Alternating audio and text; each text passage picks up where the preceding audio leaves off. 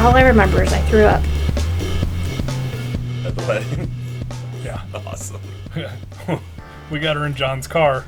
And they had to And get she's me like, back out. I feel sick. He's like, get her out of the Volvo! Fucking, I was laughing so hard. Amazing. That was the best. Welcome back to the Drunk Rasslin Lounge. I'm your host, as always, Jay McCaffrey, and I am joined by the designated podcaster, Go-Go. Go-Go, how you doing? I'm doing great. How are you? I'm good. We also have another guest today. First time on the podcast, Mrs. Go-Go. Mrs. Go-Go, how are you? I'm good. We've been, I have been, as the host of the Drunk Wrestling Podcast, I've been wanting to get some female representation on the podcast for quite a while. Yeah. So I'm relieved that we finally have some. We're politically correct now. Yeah. We are woke. We are woke. We are multiracial, multisexual, Yeah. multi-gendered. Yeah. Yeah. I feel like we have a complete show. I think at we're ready last. for 2020. I think we are. Yeah. It's only halfway through. Yeah. We'll get there. I make this lady watch enough wrestling. She should be able to talk with us about it. Even all the shitty wrestling I watch. Well, you and I. Well, it's also perfect because you and I are such insiders. Now we also have the perspective of a casual fan. That's true. So we are also multi-fansual. Yeah. Is that a a word? That's the word. It is Yep. now. It is now. It's going to be in Webster's this year. Webster's Or this the Fansual. Urban Fansual? Dictionary, which one? Urban Dictionary. Urban Dictionary. That's, there you go. that's more relevant. Definitely Yeah. relevant. Is that are we relevant? Relevant. Relevant. Relevant. Relevant. You said definitely and relevant together. Definite. Oh, I like it. relevant. Hey, that's what we do here. We invent words. What are we doing tonight, dude? Tonight we are talking some current events. Oh, this is your favorite. This is my favorite. We are covering tonight. There was the showdown, the Wednesday night showdown, 2 weeks in a row. 2 weeks. Great American Bash versus Fyter Fest. That's right. NXT, AEW going head to head. They've been going head to head for almost a year now, Yeah. right? And this is the first time this has happened in 20 years. Yeah. That two wrestling companies had cable TV shows on the air going head to head. I mean, obviously, it's been going on for like 10 months, but Right. like these 2 weeks felt like a big deal because they treated their shows like a big deal. Like Yeah. last year, Fyter Fest was a pay-per-view, right?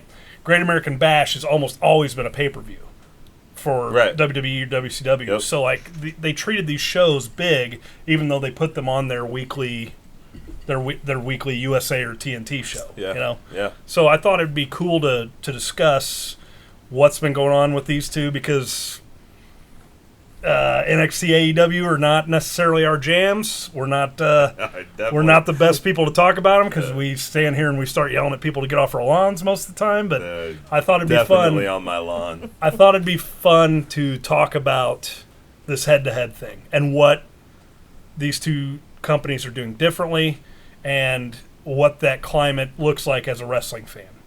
Because there's a lot of fans who don't know how good we had it when we were kids, right? Yep, They don't know. for sure. And, it's not our cup of tea, but for new fans, like if you got two companies going head to head, then you're going to start getting better stuff. It's definitely not that cup. It's definitely not my cup.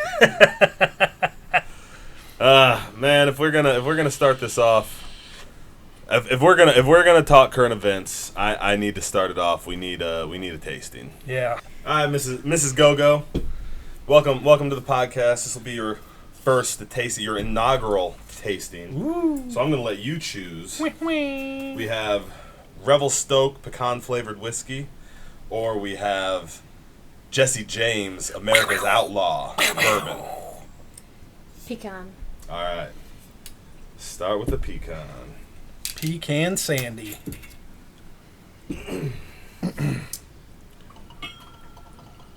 Yes. Yes, what? I want everybody who listens to make sure that they make a point of finding us on YouTube, just so they can see Mrs. Gogo's face after she drinks this, Hey, for sure. because it's the best. We'll have to screen cap it so you can tweet it. Yep, for sure. Definitely. Rebel Stokes. So this is a little return for me and Jonesy. Back when this show was on my YouTube channel, and it was called Whiskey and Wrestling. Yep. We did this, and we really liked this stuff. We did. And that was a while back. We might have been hammered when we got into We're it. definitely hammered. So I'm definitely interested to See if it's still good. See if it's still good. So. It smells like candy. Oh, she already made a face. I already made a face. It comes off a lot more It's caramely. strong. Yes. Strong. It does smell What like are caramel. what are your notes? It's a very strong caramel pecan. Yeah. No No. polish remover. No. See, I don't even get much alcohol on it. No, I don't It's smell just much either. very, I smell the caramel. yeah. I definitely smell the sweetness. Little bit of nuttiness in there. Mm-hmm. All right. All right, cheers. Go-Go's.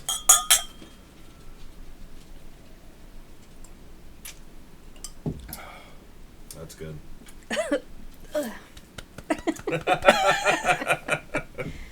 What do you think? It was delicious. What's your notes, Mrs. Go-Go? It burns. That's a note. That's a note. It's got a note of There's a fire. burn. They're fresh. They are roasted pecans. Oh, okay, that's So probably why. maybe they're Yeah. still roasted. Yeah, It still does hot. taste a little bit caramely. I bet it would be good with Coke. Yeah. Yeah, I like the caramel. I think it comes off a lot caramel. I feel like there's not much pecan. No, I was flavor. gonna say I remember it being nuttier, Mhm. like because I remember the last time we had it. I think I compared it to a hazelnut, Yeah. like Frangelico, Yep. like a hazelnut liqueur, because I remember it being nuttier. Like that just tastes like a caramel Yeah. vodka to me, Yep, for sure. or whiskey, caramel whiskey. Well, we're gonna kick it off by starting. Or we're going to start off by talking about the Great American Bash Great American 2020. We start off, we got a 4-woman match for number one contendership to Io Shirai's championship. Yep. Or, because Io Shirai is going to wrestle Sasha Banks later, to the so NXT. to the NXT Women's Championship. Right. So, that match is Tegan Nox, Dakota Kai, Candice LeRae, and Mia Yim.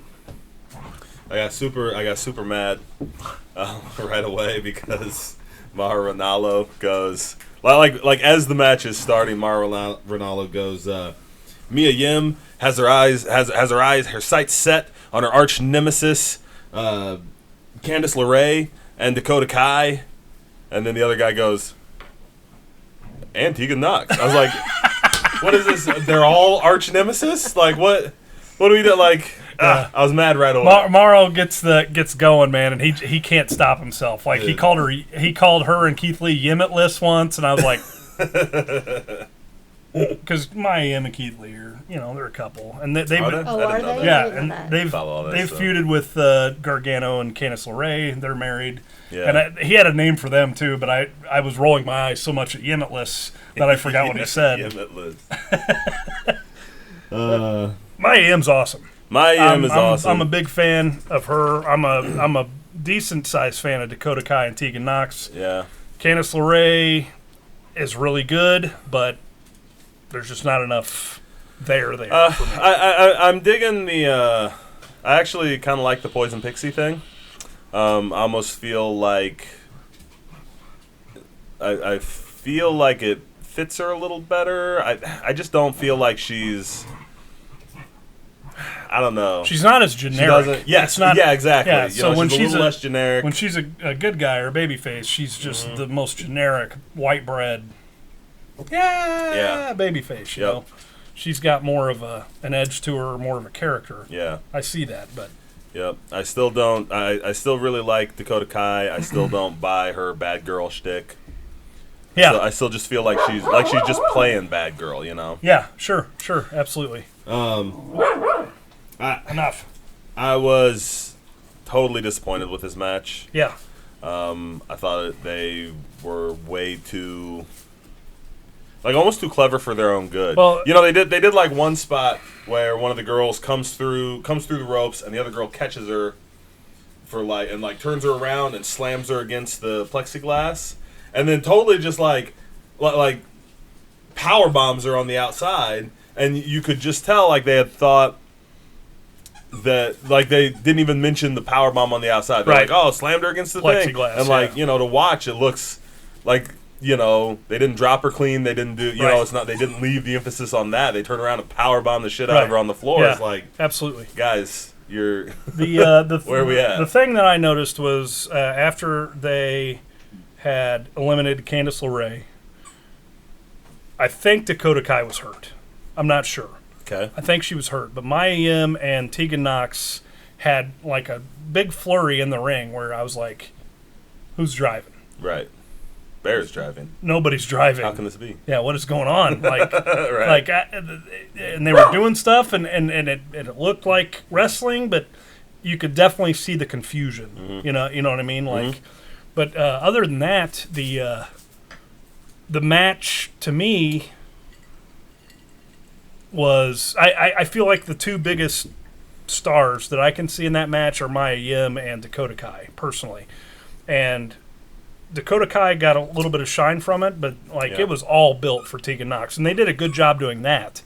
But and I understand like where they're going with Mia Yim, because then week 2 she's going to have a big thing with Candice LeRae and everything like that, and I understand that. But for me watching it, I'm like, Mia Yim and Io Shirai, that's where I want to go. Yeah, like I want to see that. That's the feud I want to see. Yeah, I want to see them two go for the championship. I see that.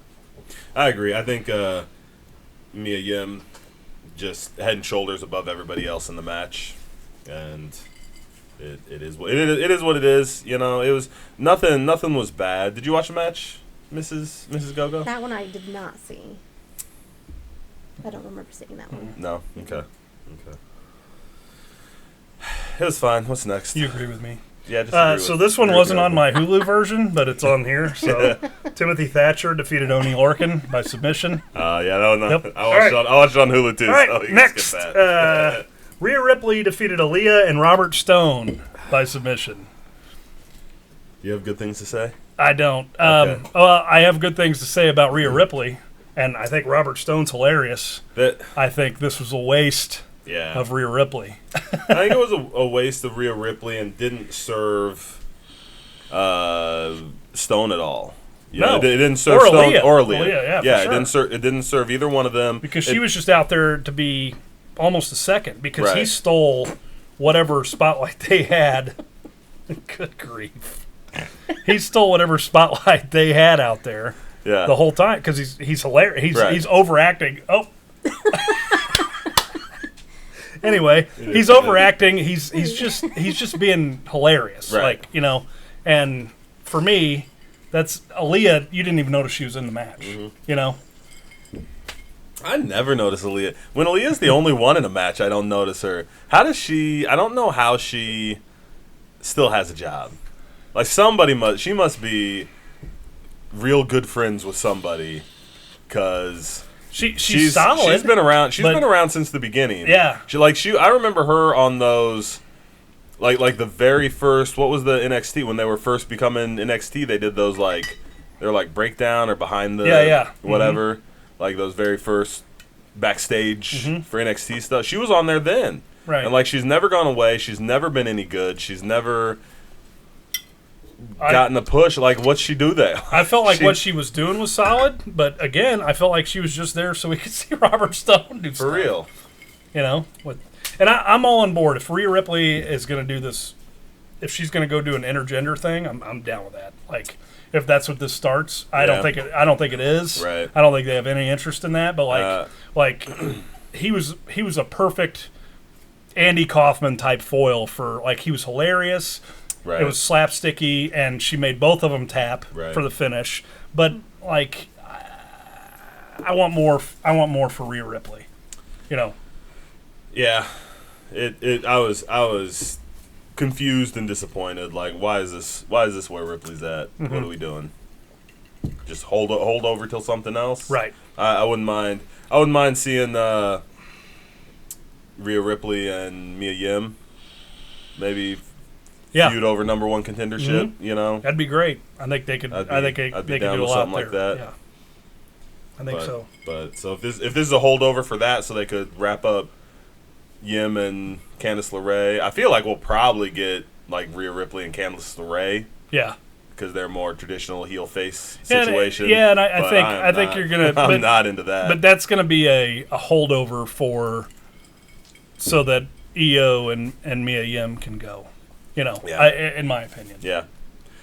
Which I'd be fine with. Yeah. But right now, EO's going to have Dakota Kai, Yep. which already happened as we're filming this, but, you know, whatever. We didn't watch that. We didn't watch. All right, next. Dexter Lumis defeated Roderick Strong in a strap match. All right, babe. Oh, You didn't watch this. no, I did not. Okay. Did they So- beat each other with straps? So here's some backstory. The Great American Bash was originally Dusty Rhodes' idea, and it's been around for years. And it started with a company in North Carolina, Jim Crockett Productions, JCP, and then WCW had it, and they had a lot of Great American Bashes. And then when WWF or WWE bought WCW, now they have Great American Bash, and that concept has stuck around for 30 years. Yeah. Wow. At this point, Easily. you know? And so what I thought was fun was that I look at this card and I'm like, they put a strap match on this. Yeah. That's a Dusty Rhodes thing. That's an old school Southern wrestling For sure. match. Yep. Where the two guys have a leather strap around their wrist and they're tied together. So they cannot go. They got what is it, 10 feet maybe? 10, 8 feet, 10, something 10 like 12, that. Yeah, something like that. yeah. Oh, wow. Yeah, so they're Okay. they're attached. Okay, so that's the backstory on this match. Like that's why I was excited to see this on the thing, because I'm like, yes, and I like Roddy Strong a lot. And Dexter Lumis, I don't know if you can tell from his name, is a serial killer. That's his gimmick. Okay. I know from his name it's hard to believe that that's the gimmick, That's but that's weird. pretty much what it is. Like he kidnapped Roddy Strong, put him in the back of a car trunk. Him and Fish. Yeah, him and Bobby Fish. Him and Bobby Fish. And they said they hadn't seen him for 2 weeks. Like, so they were in this trunk for 2 weeks, I guess. And It's yeah. ridiculous. Oh my God. Yeah. Okay. It was silly. And Loomis is creepy, you know, he's he plays bad. it well. I don't think he does. His stare, like he looks the part, but there's no life in it. And I mean, I know he's trying to be stoic and creepy, you know, like I know he's doing that on purpose, but I think he's doing it the wrong way. Yeah. I do. I'm not into it yet. I'm not into it yet. I think he'll get me, but I'm not into it yet. We're never going to hear from him again in a month. Yeah. Or he's going to be playing this character for 3 years. Yeah, I can see And then that. and then it'll evolve. I can see I that. really think it's one of those two things. And that's how the Bray Wyatt character started too. That's fair. Like it was the same reaction. Like you're like, well, I haven't seen this kind of thing in wrestling in a long time. How's he gonna keep doing this Cape Fear guy? Yeah. You know, this weird Creepy. like cult leader type thing. Like this thing will either work or it won't. Right. And they'll go repackage this guy and whatever, because he's got a good look and stuff, and he looks a little green to me, but I think there's something there. Yeah. But this match is a strap match, and it's super unique strap match to me because nobody got whipped with a strap. Yeah. Nobody at all. I was super disappointed about it. Like, you know, I know you're gonna. I know you got some good things to say about the match. It just left me. I wasn't even interested in the match because I was waiting for them to whip each other. Right. That's what I come to a strap match Right. for. That was the expectation. Yeah. Your That's experience, what- everybody's experience with the strap match is one guy's going to get his back whipped Yeah. to shit, Or both. and they're going to bleed out their back, and it's Yep. going to be ugly. Or both. They didn't do that here. They did not at Not all. at all. The entire story of this match, which this match is going to be in Roddy Strong's like Hall of Fame package video. Oh, yeah, like yeah. as far Yeah. as I'm concerned, like I love Roddy Strong. Okay, I'll get that right out of the way. He made this match what it was. the entire story was him trying to run from Dexter Lumis because he's a fucking murderer. Right. And he keeps trying to run from him and forgetting, hey, I'm still attached to the guy. So Lumis just pulls him back in, like reeling him in like a fish. And that was the entire story of this match. And then Roddy got, he got over, and there was some heat in the match and stuff, and Roddy put the beats on him. But that whole time, you could tell when he was out of control, he would try to run again. And Lumis would just reel him back in like he's fishing. And I thought that story was really cool and really unique, especially like if you ever saw that in a strap match, it was a huge guy and a little guy. Yeah. Well, these guys are pretty comparable. I know that they're selling Lumis as the monster and whatnot. And Lumis he looks a lot bigger than Roddy. I felt like. I don't. Not taller, but you think physically, I bet he's got 30 pounds on Roddy easy. All muscle. Yeah, he's well put together for sure. I thought he was a good striker too. I didn't think he did much else. Yeah.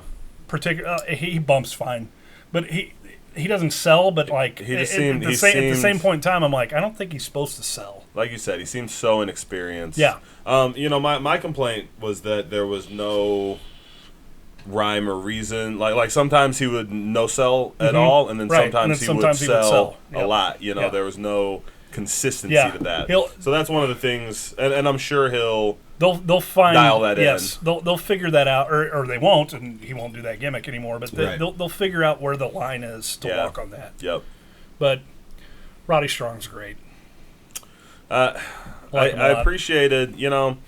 I was just recently having this kind of conversation with some of my trainees, and had they just given me, like, I would have liked that match had they just given me the strapping in the beginning. That's where it belonged in that match. Give me 10 or 12 good lashes right there at the beginning, and then you guys can do your creative match, and I'm in for it because you've already satisfied my bloodlust. Right. Yeah. So, okay, this is a strap match. Yeah. Yep. Now you guys can do whatever you want. Yep. And as it just left a bad taste in my mouth because I feel like I was bait and switched. I can see that too. I mean, because all of us as fans, we have an expectation for what a cage match is. We have an expectation for what a ladder match is, and this is no different. Like you don't see strap matches ever anymore because they're kind of stupid. Yeah. But like that. I love a strap match. I don't like a strap match. Sometimes you see the strap match where they do the they have to touch the four corners. That's awful. That's dumb. Awful. That's dumb. But anytime it's just like a regular pin or submission, but they got a strap, I'm all in. I'm all in. Yeah. It's it's that thing. It's that you got an expectation for what a kind of match is always. Yeah. And if you don't get it, then it pulls you right out. Right. Like, I get it. All right, main event of night one. Io Shirai defends against Sasha Banks with Bayley. So Sasha comes out in a 2014 Jaguar with Bayley and her dog. And their dog. So I was immediately like, yeah. What kind of dog? Something corgi-ish. It was a corgi. Okay. I think it was a corgi. Yeah. I'm not a dog connoisseur. Groomer? Breeder? I'm not a dog breeder. Not in the kennel club. But I'm pretty sure it was a corgi.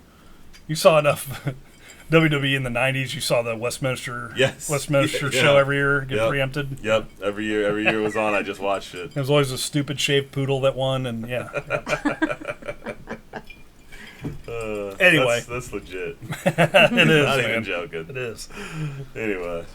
So they have a big entrance. It's kind of a homecoming because NXT, especially the women's division and stuff, was kind of built on those women in NXT. Them and Becky and Charlotte. Well, I feel, and I really feel like Sasha and Bayley specifically, even more than Becky and Charlotte. Like I know they laid the groundwork. I know Becky and Charlotte were there, but those first couple big takeovers were Charlotte and Bayley. Sasha and Bayley. Right. Yeah. Yeah. Yep. Yeah. And what's always funny is you look back now and it's like the three that came up were Charlotte, Sasha, and Becky. Yep. And Bayley was still the champion down there. Yeah. Down there in NXT. Right. So those three made the main roster, and she was still Clawing to get up working there. in Yep. there. I love them two together. I absolutely do. Yeah. And that Sasha and Bayley. Yeah. I'm kind of over Yeah. them. Yeah, this thing they got going on right now. Yeah, How come? I don't care for it. How come? She misses the hugger. I did like Bayley as the hugger. And she just doesn't come off as a bad guy when she's trying to be tough and all that. I still just see that face, and I'm just like, she's not good. Oh, yeah? That's how I look at her. Yeah. Sasha is always a bad guy. That's Yeah. what I always see. I don't ever see her any other way. Yeah. But I do like it's Io Shirai a lot. I think she's very talented. I mean, she can get out there and just do all kinds of stuff. Just very talented, and I like to watch her. And who was the other one? They had them together for a while. Well, you're thinking of Kyrie and Kairi Asuka. Sane. Io Shirai. Wasn't Io with Io was not Kairi? with them. It was Kyrie. Well, she was in at NXT. one point? Yeah, okay. But That's Io what I'm thinking of. is still in NXT. Kyrie came up and tagged with Asuka. Okay, and But yeah. I like all of them. Yeah. But they're really talented. Mhm. But I'm definitely over the Bayley and Sasha Banks. I just keep waiting for them to fight because that's what they keep hinting at. Like they're going to be, it's going to happen. They've done it before. It seems like They've that's argued where and then where they it's put them gonna in go. therapy, and it was kind of dumb. That's right. I forgot. I feel like that's where it's going to go again. So that's just what I'm waiting for. I'm like, I'm over this. Can't we, do something different with these two? This time they've just made Bayley the heel. And I just don't see her that way. I don't believe it. That's how I felt about Bayley turning heel initially. Like I've come around like probably the last month. Like I think she's really gotten into it. Like at first I felt like, wow, man, she's never done this, has she? Yeah. Like she's never been a bad guy. Like it just looks so uncomfortable to her. Yes. And she's not as charismatic as the others, but I feel like she's really getting more comfortable with it and is doing a better job with it. I still think my preference is for Bayley to be the hugger and to be Bayley, but I think she's doing a good job with it. And I love them as the women's tag champs because they can go anywhere. Yeah. And you can get them in NXT, you can get them on Raw, you can get them on SmackDown. Yes, I do agree with that, and they are great to watch. But I don't like this combination right now. Yeah. I want something different, so I keep waiting for that to go away and for them to come up with something else. I'm sure, and Bayley has gotten better at it. I feel like she is having a great time, and she should, fully embrace it and have a good time with it while it's there. But I just liked her better as the hugger. Also, that was Bayley. Yeah. Right. See, Bayley hooked me in. I've been on the Bayley. I liked Bayley when she was the hugger just fine. I've been on the Bayley heel bandwagon from the first promo I heard her cut. Yeah. The first promo I heard her cut, she was like, I'm a 30-year-old woman and they got me out here in a side ponytail. You think I enjoy doing that? And I was like, I felt that. I was like, if I would not, because I don't, wear a side ponytail much. But not usually. Not anymore. Not anymore. No, but like I was like, oh, yeah, me either. I'm all in. Oh yeah. So I've liked it from the get. I definitely, when Io Shirai won the NXT Women's Championship in that triple threat, I felt like she was outclassed by Charlotte and Ripley. Yep. And she's really not up to their well, level. well, I'd like to what? qualify that too, though. Well, like that's well, let me get there. Okay. Because I really just felt like she was the also and like one of these things is not like the other, Mm-hmm. But I felt like in this match she looked like she belonged. You know what I mean? Like I felt like she brought her game up several levels, and I don't know if it was just a perception thing. I mean, she was kind of built in that match. She was kind of built to be the overlooked, comes from behind girl. Right. And because she didn't factor in a lot of that match either, and she was in there with two women who were at WrestleMania against each other, and also, I mean, if you're going to be hidden behind women in a match, it's going to be Rhea Ripley and Charlotte Flair. Right. Like they don't look like other women that are wrestling. No, like they they're don't. big, they're very tops. athletic, and. It's just hard for Io Shirai. Like, Asuka's not going to be overlooked. Right. It's kind of, well... But it's hard for... Remember the match when they brought Nia in to fight? Wasn't it Asuka? And it looked ridiculous? Nia Jax? Yeah, Nia. Because of how much bigger? Yeah. Because it just wasn't just... It just looked ridiculous to me. It was not a good pairing at all. Right. She just threw her around like a little rag doll. Yeah. I feel like you get that kind of with... Because Charlotte, she is way taller, way bigger, and so is Rhea Ripley. Yeah. And those two are, amazing athletes. I love to watch them. They're great. Right. And then when you bring her in, it's just not a good matchup. Not that she there's gets- anything against her, she because gets lost in they're the just shuffle. great athletes, all of them. Right. I'm amazed by it. But you're... But I feel the same way, that it's not a good matchup to throw her in that. Right. And to your point, though, in this matchup, she looked... like she's the NXT champ. Way better, yeah, for sure. Yeah, And I can see that because she's closer to Sasha and Bayley. And it was a great match. Like they really did a good job. For sure. They did a great job. It was a kind of a goofy finish where Asuka showed up because we're getting ready to go to Asuka and Sasha at their next pay-per-view. Okay. So Asuka comes out from under the ring, green mist, which... I've always liked Asuka. Get you in the heart. Because I've been hit with the green mist so many times from our dumb friend. For sure, as soon as it hits, here's what I thought when I watched it. Bayley's got those white jeans on. Yeah. I'm like, Bayley, get the hell away from her. That's never coming out. Right.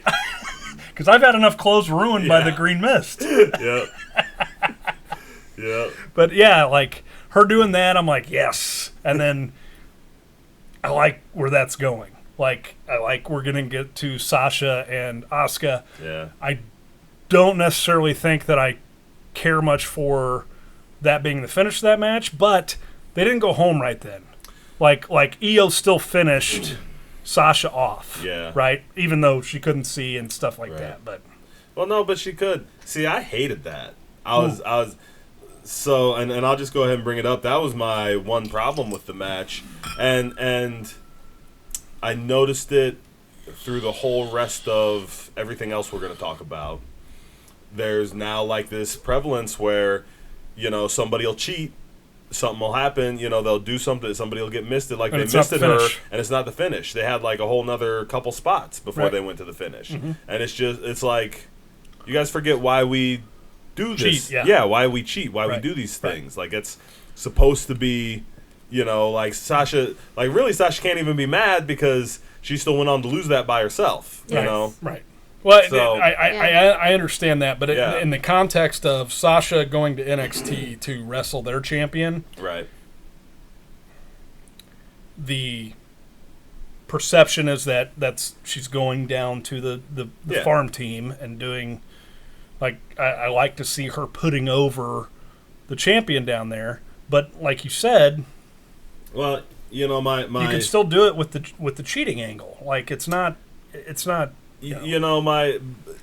think it's a lack of full thought. You know what I mean? Because for sure. Lack of thought, of creativity. Because you could easily have, if the point is to put Sasha over, or if the point is to put the other girl over, right? Have her win. And then, you know what? There's two of them there, so they can still jump. They can be mad that she won. Beat her down, and then Asuka makes the save. Right. And then that win isn't tinted. Right. Tinted, yeah. Tainted. Tainted. The win isn't tainted. Right. Or if the story is to lead into this other thing, then it should cost the win.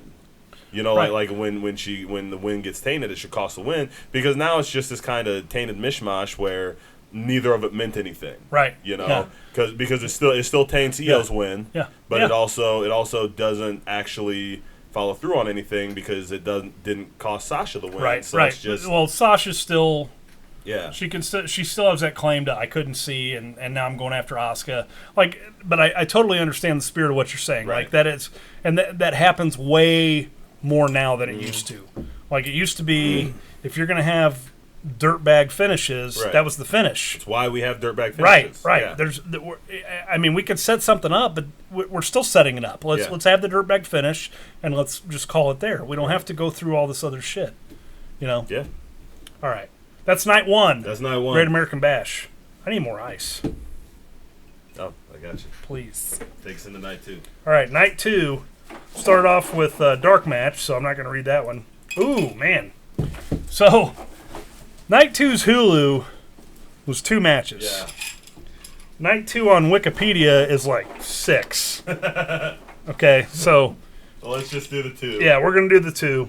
Sorry, guys. We just watched the Hulu Yeah, version. we watched the short versions because I ain't got all that time for we're that. grown-ups with lives. You guys should just watch those. All right, so first off, we have Candice LeRae versus Mia Yim in a street fight, which... I was into it, man. Boy, oh boy. I was into it. They beat the fuck out of each other, Yeah, man. Whew.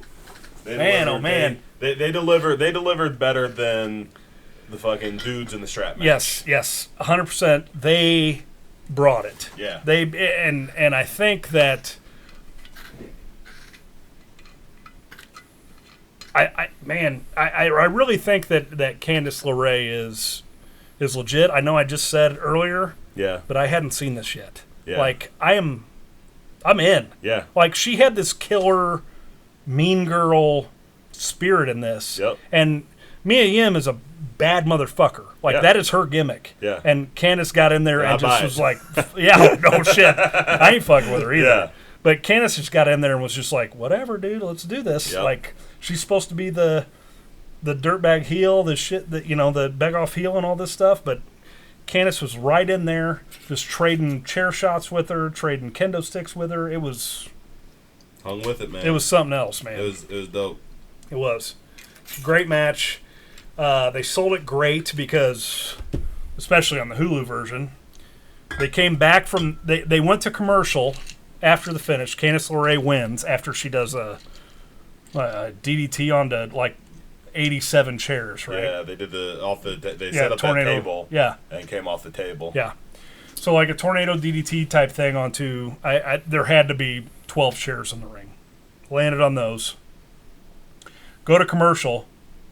Come back.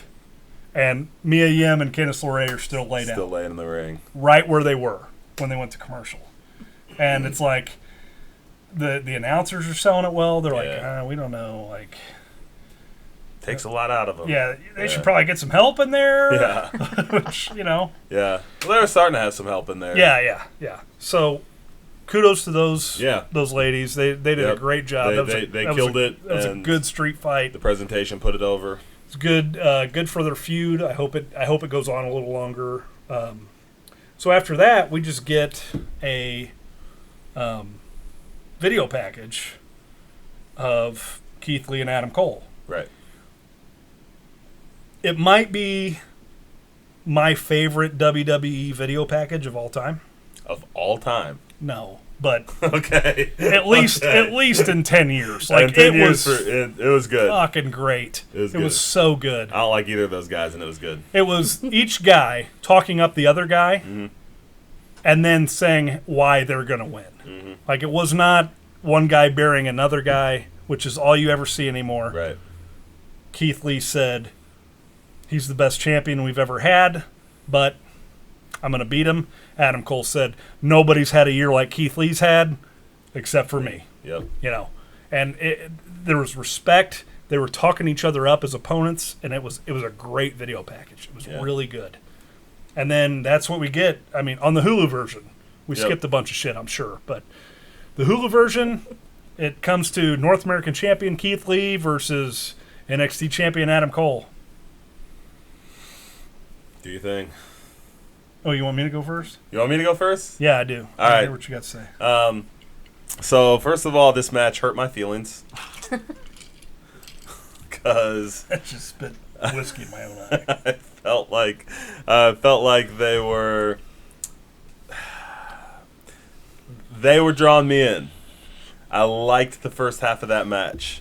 Probably even a little more than the first half of that match. I thought they worked it well. I thought they were working it smart.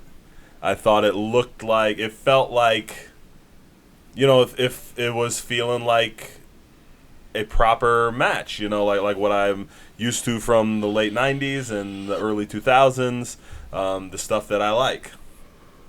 In the middle, there's a spot where they had both been selling pretty heavily because Keith Lee takes a big bump through the plexiglass, and he had been beaten up. They were outside the ring for a good half a minute to a minute. Yep, they were even Cole kept breaking up the count. Right. Yeah. And even when Cole was in control, he was still selling because Keith Lee had been beating him up for a while. Right.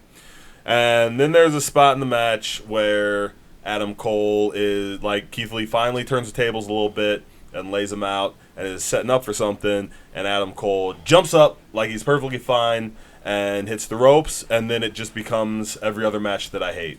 And they stop selling, and it's all about the high spots, and they sell between the high spots, but they don't sell during, and they're no selling things so that they can. And it completely lost me from then. Like I was drawn in, and it completely lost me by the end. Right.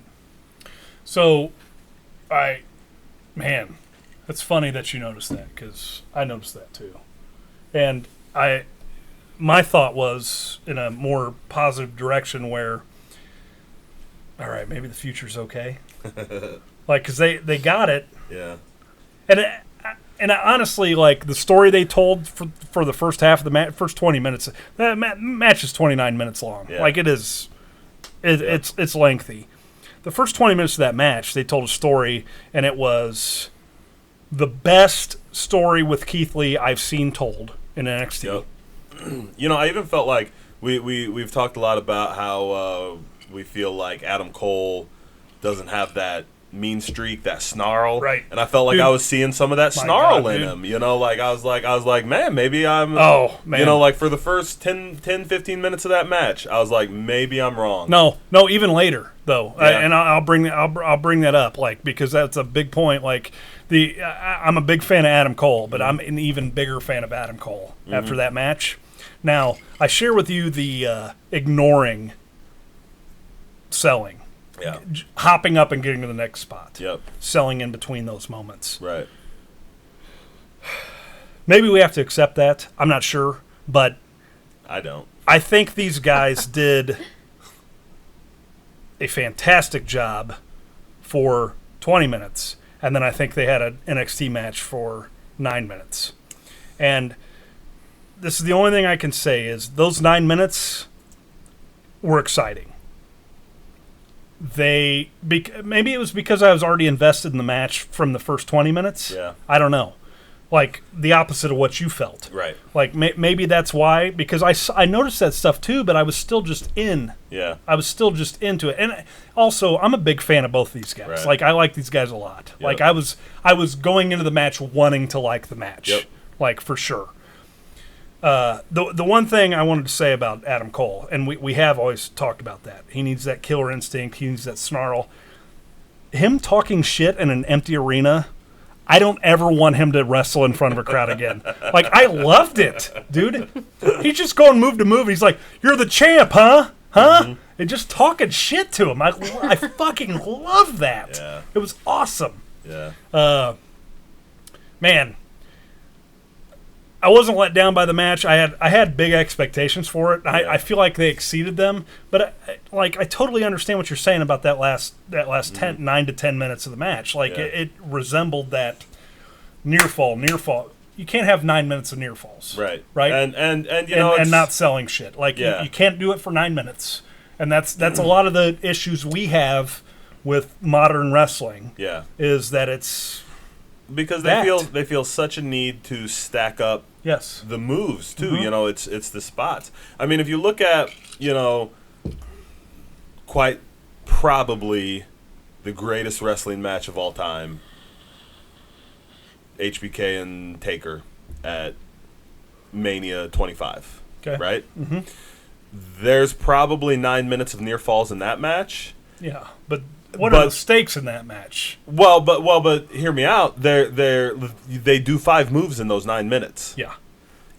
And they sell up and they build and they climb to those moves. They don't pop to their feet and super kick the Undertaker 5 times. Right. So you can no sell the 5th one. Right. And choke slam Shawn Michaels 3 times in a row And then to get be the laid near out. fall. Right. Yeah. You know, they come in, they try to throw it and counter it and grab for the other thing and step out of that, then throw another one, and they both go down. You know what I mean? Yeah. Like, Yeah, absolutely. they make each move matter. Right, yeah. And as it is, I am being harder on this. I'm being hard on this match because I was drawn in by it. Yeah. Ultimately, this match made me want to give Adam Cole another look. I still don't like Keith Lee. I think he's bad. But this match made me want to give Adam Cole another look, and gives me the slight hope that maybe, because Shawn was there, you know, maybe Shawn will say, hey, guess what, guys? That was awesome for 20 minutes. And then for 9 minutes, you just slipped back into all this stuff and did all this unnecessary nonsense. If you guys had done 5 moves in that 9 minutes and made them count, and then maybe next time we'll see that, and I'll go, oh man, this is a classic. I would have hoped by now they would already have heard that, but like I feel like NXT is going to work that style no matter what. But seeing the amount of storytelling there was in that match, because you have a super heavyweight in there with a guy who's 6 foot tall, Right. which is hilarious. Dude, he can't be 6 foot tall, right? There's no. Hey, Dude. First of all, there's no way he's 6 foot tall. And even if It said Keith Lee was 6'3". He was 6 foot. And He's they a foot stood next- taller than. They stood next to Yeah. each other. I'm like, he's a full foot taller than Keith Lee Adam could put Cole. you in his mouth right now. Like, come on, man. I like it. Like, Yeah. I don't care. Like, if somebody's hung up on that, I don't give a shit. Like, Yeah. the tail of the tapes, I've always just got a kick out of how the WWE's like, we can't let people be their natural height or weight or anything. I'm Right. like, who gives a fuck? Yeah. Right? Like, I knew, like, we used to. Yep. We know how big Adam Cole is. Yeah. Like, fuck. Come on. He's not taller than Ciampa, Yeah. For sure. you know? But, anyway. Mrs. Go-Go, did you watch this match? I did not see this one. You didn't see this one? I saw bits and pieces of it, but I made you watch that. I was gonna you say, started you to went to watch bed. it, and I went to bed. I've only seen. She's like Keith Lee. Keith Lee. I I did feel not. that. I feel that. I've only seen him one other time, and that was the when he walked into the ring against Brock Lesnar, and Brock Lesnar looked at The him Rumble. and was Yeah, like, they made him at the Rumble. The Rumble and Survivor Series. Yeah. Yeah. They tried to make him big. I think the Rumble more so than Survivor Series. Oh yeah, Like- even though he wasn't in there long, but Right. like that reaction and Brock going, look at the size of this fucker, Yeah. like Yes. and it's like clear, It plain just- as day, Yeah. like just oh, you says could that. definitely see it, and Look it at just this fucker. made an impression that you just remember, Yeah. because for Brock Yeah. Lesnar to say For Brock that, Lesnar to do it. Yeah, Yeah. Yeah. Wasn't in like the Royal Rumble watch party we were at. I was the only guy who was like, yeah, Keith Lee, and everybody's like, I don't know who that who the is. fuck is Yeah. Keith Lee? For sure. And I don't know, dude. I see. So here's the other thing that's bittersweet, and we'll move on to Fyter Fest after this. But Okay. so the finish of that match just showed that Karrion Kross dude and Yeah. whatever his name is. I like their watch- package. I hated Yes. that dude when he showed up at That the dude's pay-per-view. that dude's gonna have a fine match with Keith Lee. I don't have any doubt about it. We'll see. I don't have any doubt about it. But when we were talking about this, me and some friends of ours on vacation were talking about this. They said that Wednesday, they said, it's Keith Lee, Adam Cole tonight. I was like, they're like, who you got? I was like, oh, Adam Cole's going to win. Why? I was like, well, Keith Lee's... Yeah. He's not staying in NXT. Yeah. But I thought Adam Cole might be. Adam Cole might be ready to go up. I don't know. I hope he's. Listen, I Adam hope Cole. he stays in NXT. No, you're not. Adam Cole is definitely ready to go up. Up is not ready for Adam Cole. What are they going to do No, with him? no, What are they going to do you, with yeah, him? you can't Yeah. wrestle Drew Gulak and Right. Daniel Bryan every week, or, Right. or Seth Rollins every Yep. week. Yeah, Yep. yeah, I understand, but I feel like he's good enough to figure that out. Maybe he's not. I'm hoping we'll get Finn Balor and Adam Cole now. Okay. That's just without the title stakes. We don't need the title stakes. We're the best in NXT. Yep. Yeah. We don't need the title stakes. I dig that. Especially since I'm ready to give Adam Cole another look. That would be the best possible way for me to give Adam Cole another look. Yeah. That'll be good. What are we tasting here, Jonesy? A little TX bourbon. So we've had the TX blended whiskey. Yeah. You brought it over once. And I love that stuff. It is, I'm pretty sure, my favorite whiskey. Yeah? At this point in time. The blended. I haven't had so the bourbon good. yet. I almost bought this a couple weeks ago to take on vacation. I was like, nope. Got to wait so I can try it with Jaron. So we got to do it on the podcast. Yeah, for sure. So I drank half a bottle the Monday we were on vacation. Got in a lot of trouble. You were not the only one who got in trouble. So I shouldn't have been the only adult in the room. you were. I was. I'm really excited about this, though. Yeah. It's pretty boozy. It is boozy. It's pretty boozy. Smells like bourbon. It does smell like bourbon. Doesn't smell nearly as smooth as the blended. I'm getting some real caramel. And like that kind of herbal that that iced tea note I find in all bourbon. Yes. That is definitely there. Not it's more as like a sweet tea. Not as prevalent as like a Jepson's or other bourbons, but it smells just like a nail polish remover. Yeah, no. It smells boozy, but it smells like a bourbon. Yeah. Like it smells like a Jim Beam. Sure. Like a I'm excited. Oh, that's good. Yeah, it is good. Oh, that's good. What do you think, babe? She didn't even try it. You see it on her face. I wish I could zoom in. You can in post-production. Yeah. Oh, that's awful. I think it's so good. Yeah, cheers to that. Yeah. That shit's It's full-bodied. Oh, dude. It fills. Cheater! It like fills your mouth in like a good way. You know, it's like coats. Yeah, coats your mouth. And it's like the aftertaste. Like there's that there's that bourbon burn, but your mouth feels like it just had iced tea. Yeah, that's exactly what it feels like. So good. You guys don't like iced tea, do you? No, Because it's awful. Iced tea's awful. No, iced tea is. I loved him in Body Count. Iced tea is wonderful. Whoa. Oh, okay. I loved him in 21 Jump Street. Yeah. Oh, good call. That's Ice Cube. Oh, you freaking. That is Ice Cube. Well, Ice-T was in New Jack City. Yes. And when you said 21 Jump Street, I heard New Jack City. And I was like, yes, good call. When she said it, I heard that whatever Law and Order he's on now. I'm like, that's not right, though. I meant New Jack City. Yeah.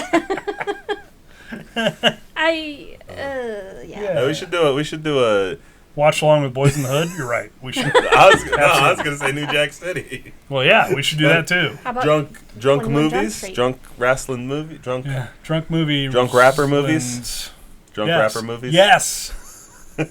Let's just watch Juice. Boys in the Hood.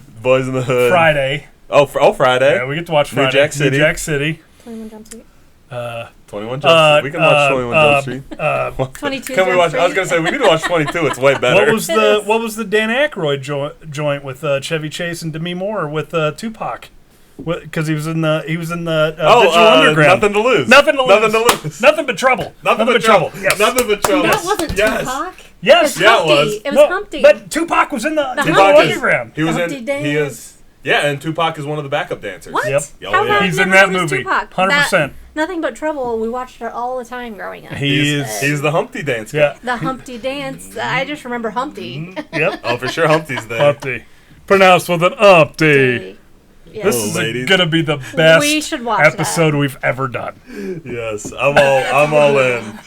Hey, I'm all in for the Drunk Rapper Movie podcast. Yeah, stay tuned for the Drunk Rapper Movie podcast. You can host that one, Mrs. Go-Go. You got to get your air horn down. All right, Jonesy. All right, man. Fyter Fest for Fyter Fest. All right, let's do this. Okay, so night one, we kick off, and we got with the worst match ever. It's not true. Jurassic Express, Jungle Boy and Luchasaurus versus MJF and Wardlow.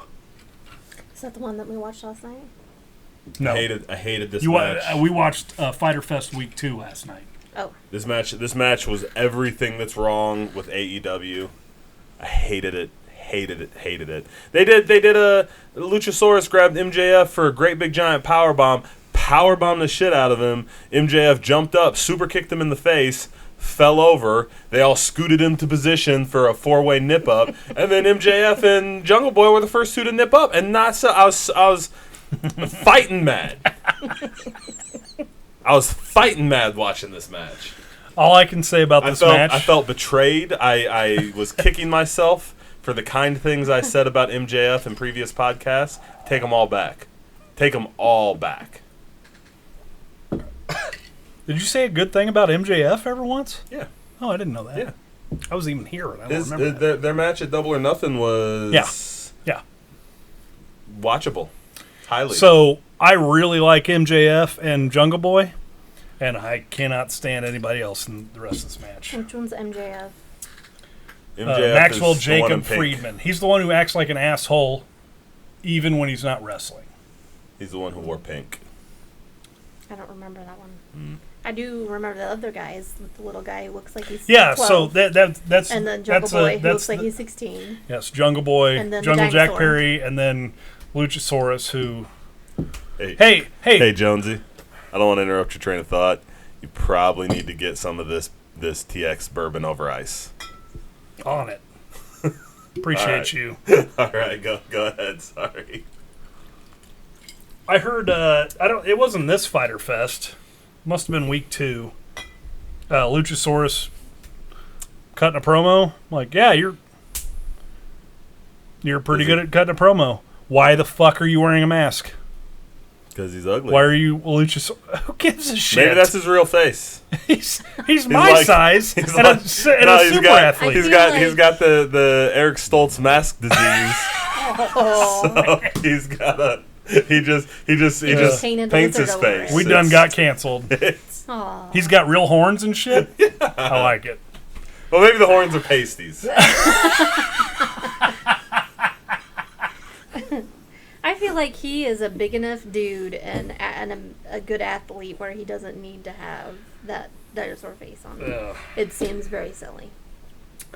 All right, so my takeaway is MJF and Jungle Boy are good. Probably one or both are going to be really good, maybe great, but But you can't tell it from this match. no, this was not fun. And I still feel like every time I watch Marco Stunt wrestle, a hate crime is happening, or I'm a mandated reporter. I feel like I need to call. yeah. Like I you feel like I need to call the hotline Yeah, on AEW. they're in Florida. Like, call your contacts down there. Like, hey guys, there's this 11-year-old. Yeah. MJF just slapped the shit out of him, and Wardlow killed him with a power. Him and Darby Allin. When I see them wrestle, I feel like I need to make a hotline call. Darby Allin is for sure like a Tony Hawk's Pro Skater guy I made like 20 years ago For real. when Tony Hawk Pro Skater was out. Same, It's like, yeah, I'm going to paint half my face. Yep. And yeah, that was him. All right. All right. On to the women's championship match. Hikaru Shida, I said that wrong, Yep. versus Penelope Ford. Penelope Ford. Penelope. Here again, this match was everything that I hate about AEW. Yeah? I said nice things about Ford on Penelope. Double or Nothing about Penelope. I take them all back. Take them all back. No, she's going to be good. This match, this match was terrible. She would have had a good match with nobody they have. Never mind. Penelope's going to be a good wrestler. This match, both Shida might be good, but both. Well, you know what? Both these girls. girls were athletic and do good moves and are fully capable of being good wrestlers, and having good matches. But somebody is going to have to teach them how to work, and nobody's going to do that because people think they can work. You know, they work the AEW style, and people think that's okay. And I think, and I know I'm yelling at a cloud right now, but they need to get off my lawn because they're wrong, and this match sucked. I'm not real impressed with their style. Would you say it was dirty? No, I did not say that. I said why. I mean, I'm with that. Because I know I'm not professionals like you two. Well, listen. But just me watching it as a casual fan, I don't understand why they're not as polished, is how I said Polished. I said, why is their style not as polished? Okay. Because to me, the polished looks way better, and it gives me... Actually... I am way more appreciative yes. when I watch it. Like, I was never a fan until me and you. Mm-hmm. And then getting to know wrestling, I will say that I have a greater appreciation for it now because of you and all of our friends that do it now, and you guys... I can watch it and I understand it more. And to me, AEW is just, it is more on the indie side. And I don't see how they don't really stand a chance with the others that are way more polished. Like, they just it looks so great, and I just have a greater appreciation for what they do. So they're just wonderful athletes. And before, I would have never had that appreciation for professional wrestling. Right. So I do have that now. Here, it's good to watch. I'm glad you brought that up, and I wanted to say this between shows, and I forgot. I feel like the production of AEW is intentionally renegade. Yeah. They're trying to not be as polished as WWE, and I want to take that into consideration when I talk about their product. Okay. I know that doesn't matter for what's in the ring, right? But it matters for the production, because this AEW Dynamite reminds me of '96 Nitro. Yep. It really does. Okay. It's more southern. It's more renegade. It's not as polished. It's not as produced. It is grittier, I guess. Like there's something there where it's like they're trying. I don't know if they're doing this intentionally. I don't know if it's an actual thing they're doing, but it looks different than NXT or Raw or SmackDown. Right. But it looks like they need more practice. Oh, sure. So the work, and yes. again, I am not, my eye isn't going to catch it like you guys are. Right. But there are times when I look at it, I'm just like, it looks like they messed up. Think about how many close-ups you see in an AEW show. Yeah, I mean, you don't. I mean, it's just night and day. Like you don't. It's just different. It's filmed differently. I get what you're saying, and I agree with that. I wonder if that's intentional. I want to mention real quick that, like, your opinion, like when you call somebody sloppy, that probably counts way more than like when I call somebody sloppy. No, me too. If you, I mean, I've been doing this 20 years, and I study it. And I watch for that kind. I train wrestlers, so like I watch for that kind of stuff. So like, for me when I watch it, I'm nitpicking anyway, Okay. So if it's standing out to you, a casual fan, as more sloppy and unrefined, that counts for way more than if I notice it. That's because true. I notice the difference. I didn't think of that. Yeah, and I'll notice the difference week to week. Like if John Cena has a sloppy match this week and a better match next week, like I'm going to notice that. But here's the further subdivision of that, though, is like her fandom has centered around what she's seen us do, which is indie shit, right? And like the last 5 years of WWE stuff, which is super polished and well produced. Yeah. She didn't watch mid-90s wrestling. She never watched ECW? Oh, man. She needs to watch some ECW. So, what I can remember, so that was when we were in high school. I just remember, those that were super famous. So Stone Cold, Goldberg, that's what. And I never watched them, but I knew who they were. I love that you said his name with the chant came. Yes, Goldberg. That's the only thing I could tell you about that time. Yeah. And then before that, you get the 80s when we were tiny kids. Everybody knew who the Hulk Hogan, and who Andre the Giant was. Yep. Mainly because Princess Bride is the best. Anybody want a peanut? Best. But I mean, a rapper in that. There needs to be a rapper in that. Pretty sure Mandy Patinkin rap. I don't think they're. But we should definitely watch that drunk because it's the Fred best. Savage have a rap album? We got to figure out if that's true. I just made that up. You just did. made that. Yeah. We know. I hope he did, though. We know. Yeah. So we can watch that one. I bet. But, I wouldn't be surprised. Wallace Shawn? That's my extent of That knowledge. is- Those that were super famous. That's what I would know about. And like when we first started watching, I had no idea who Kurt Angle was. And from what I can gather now, I'm like, he's a big time. Yeah. Like, with big time. Oh, and I'm yeah. like, I don't know who this guy is. Yeah, one of the He kinda best looks ever like a in no thumb. time. And He then, does look like a It thumb. does look like a thumb. He always has. Um, Even with hair. Like a hairy thumb. Yep. Yeah. And nothing against Seth him. Rollins looks like a thumb. I had no idea. And then this new group, which I call them new, but it's just new to me. But Seth They're Rollins pretty new. and, like Brock Lesnar and. Well, Lesnar's not new. But yeah, like I have no idea who these people were. Like Paige, she just had that movie that they did together, and I had no idea. I've never seen any Hey, of her. Audrey loves that movie. She loves that movie. She just wants I've to never watch Paige seen matches any now. of her matches ever. Even after watching that movie, I was just like, "Well, that's." I even knew it was inaccurate. I'm like, "That's not how that works." That's not how that. Oh man. And We should do I drunk, caught that. We should do a drunk wrestling. What are we gonna call this offshoot? Well, don't know it's a anything, wrestling movie, so we can just yeah. do that Oh, as okay. one of the Perfect. episodes. But like Sorry. the We most do Ready to famous Rumble. is that's like The Rock. The most famous ones. Yes. That's who I know. So it has been quite eye-opening, and it has been To see the full scope of it. Yes, to start learning all of the different aspects of it, and we watched all of the Monday Night Wars. That was awesome. I enjoy all of the documentaries that we watched, even the Dark Side of the Ring. I mean, Yeah. the dark stuff.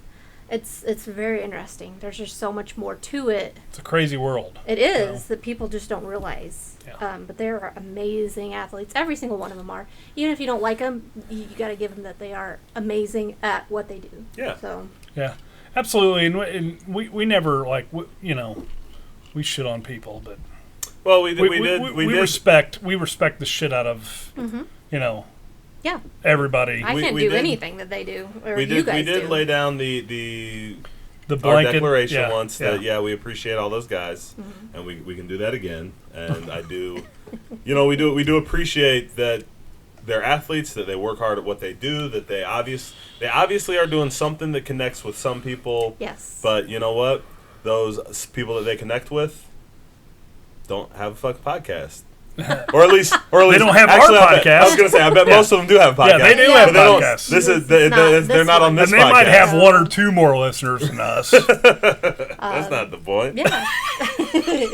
Tell your friends. The point is, So We're pretty you know funny. what? My tangent on that was just Yeah. I have respect for every single one, even the ones where I'm like, I don't really care for them. It's a character. They're the best athletes. I mean, yeah. anybody who talks down about wrestling, they obviously just they don't have any idea That's right. how.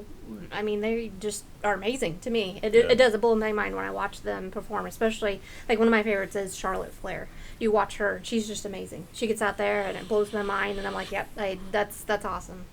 And that's how all of them are. They Yeah. can do some amazing things That I'll never be able to do. that's like that's one thing. Like we're way off base here, but like That's fine.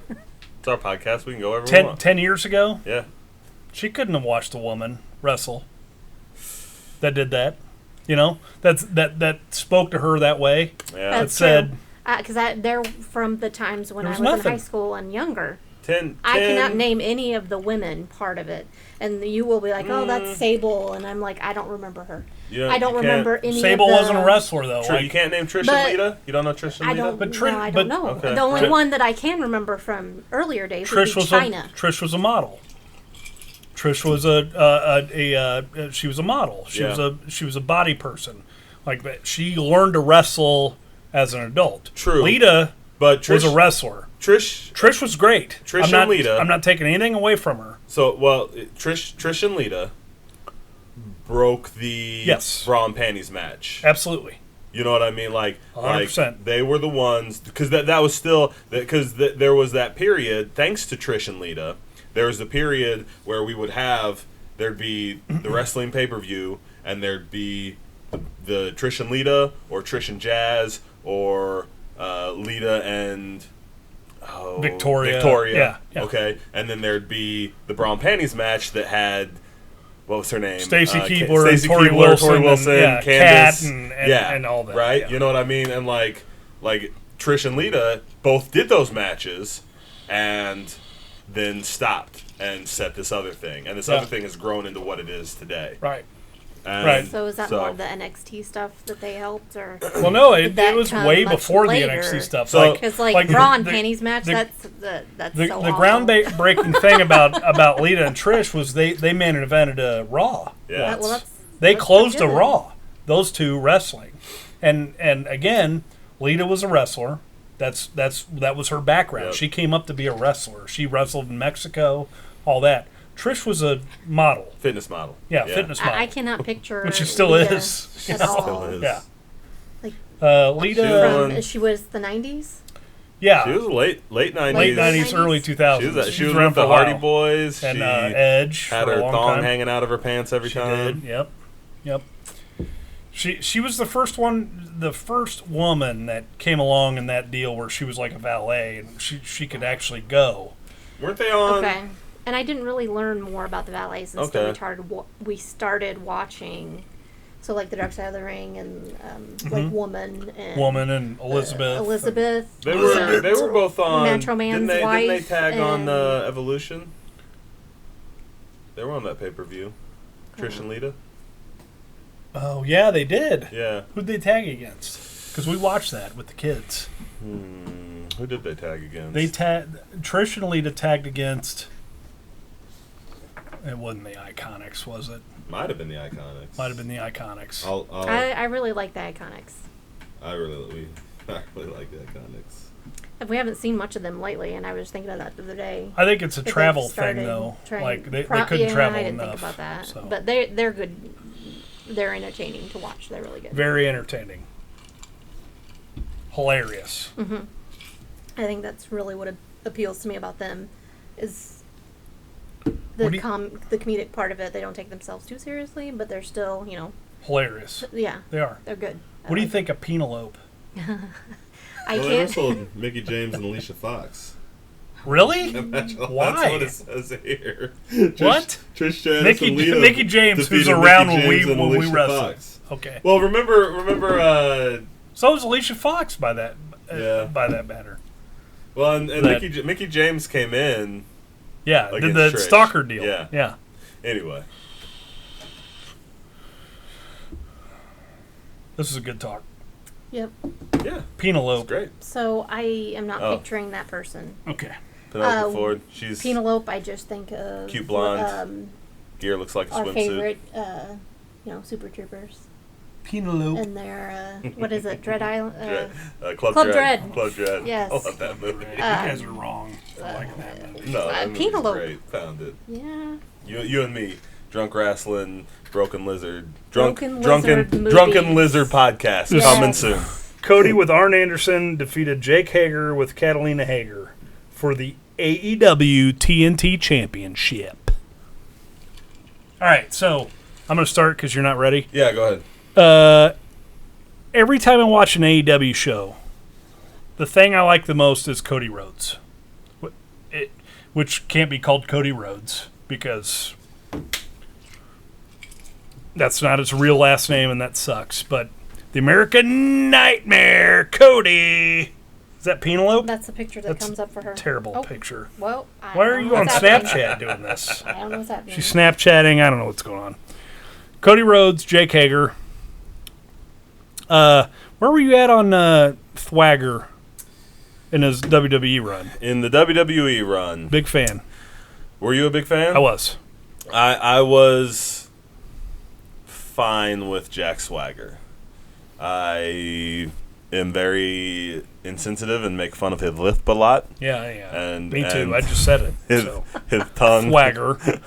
I used to, they had him cut so many promos in WWE, and he always looked like he was going to bite the end of his tongue off. Why would they make his name Thwagger? Right? Oh. Hager Yeah. don't need to have an S. No. Anything. There's a lot of names you could have given him that didn't have an S, and I feel like And that there's was a lot of intentional. guys- Yes, I feel there's like a they want l- to play off that stuff. So and partially that's why I don't feel bad making fun of his lisp.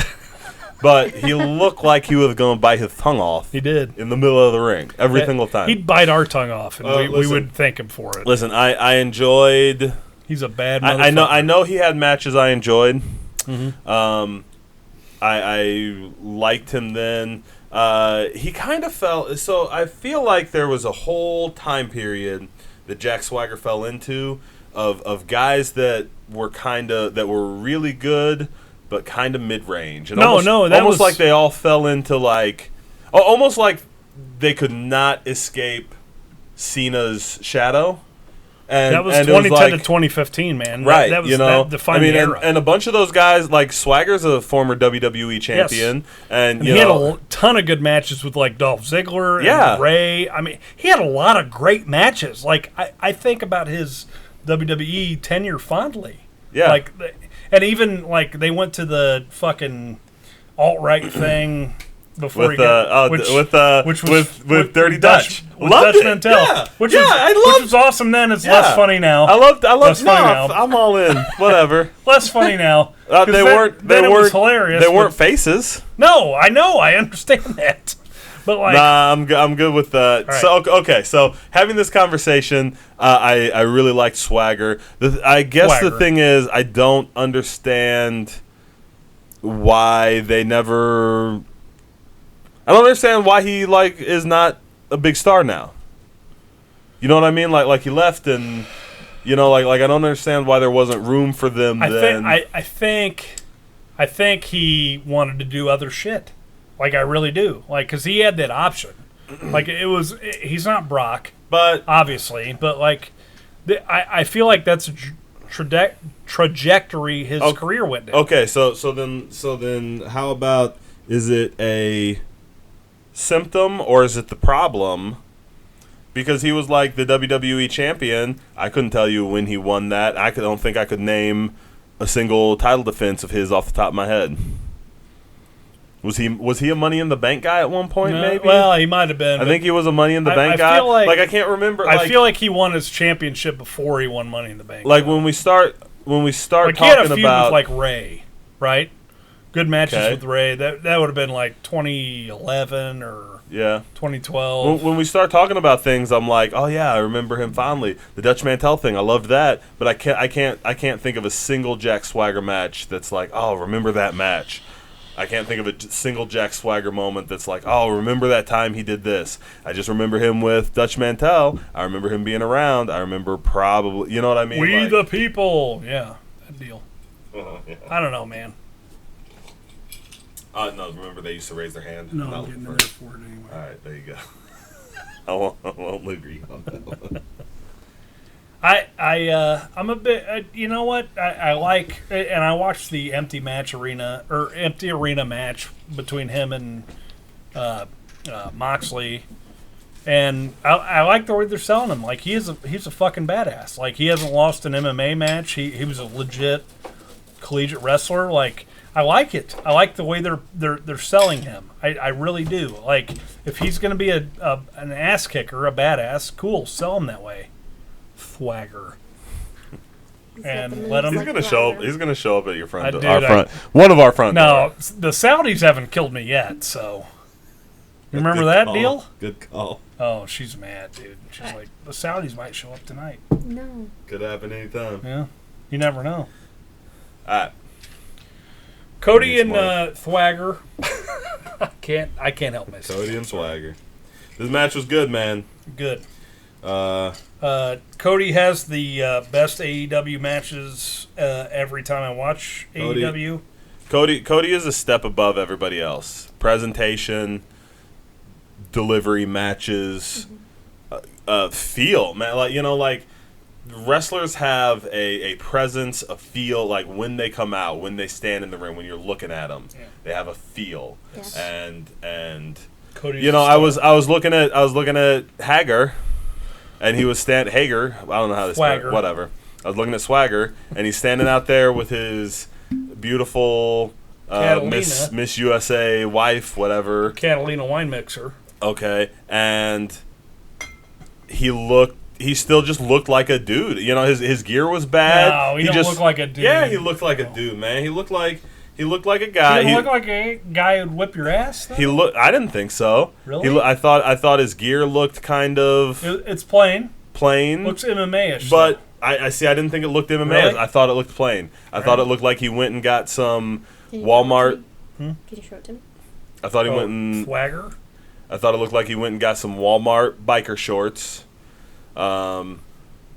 His body has always been like, you can tell he's in good shape, but it's almost got like a dad bod shape to it. Well, it does now. You know, it did not years ago in the WWE. Like he was, but it still didn't look like. It didn't look like Brock Lesnar or like, well, you know what I mean. I know, but I'm not saying it's a bad body. I'm just commenting that it doesn't look like it doesn't look like a bodybuilder. He doesn't look like a superhero. He doesn't look like an ass kicker. He's kind of generic. Yeah, he looks kind of. That's what he looks like. Yeah, there's nothing special. That's what he looks like wrestling right there. I know he would forget about it. And his gear was even plainer than what you've got there. Yeah, but he's huge.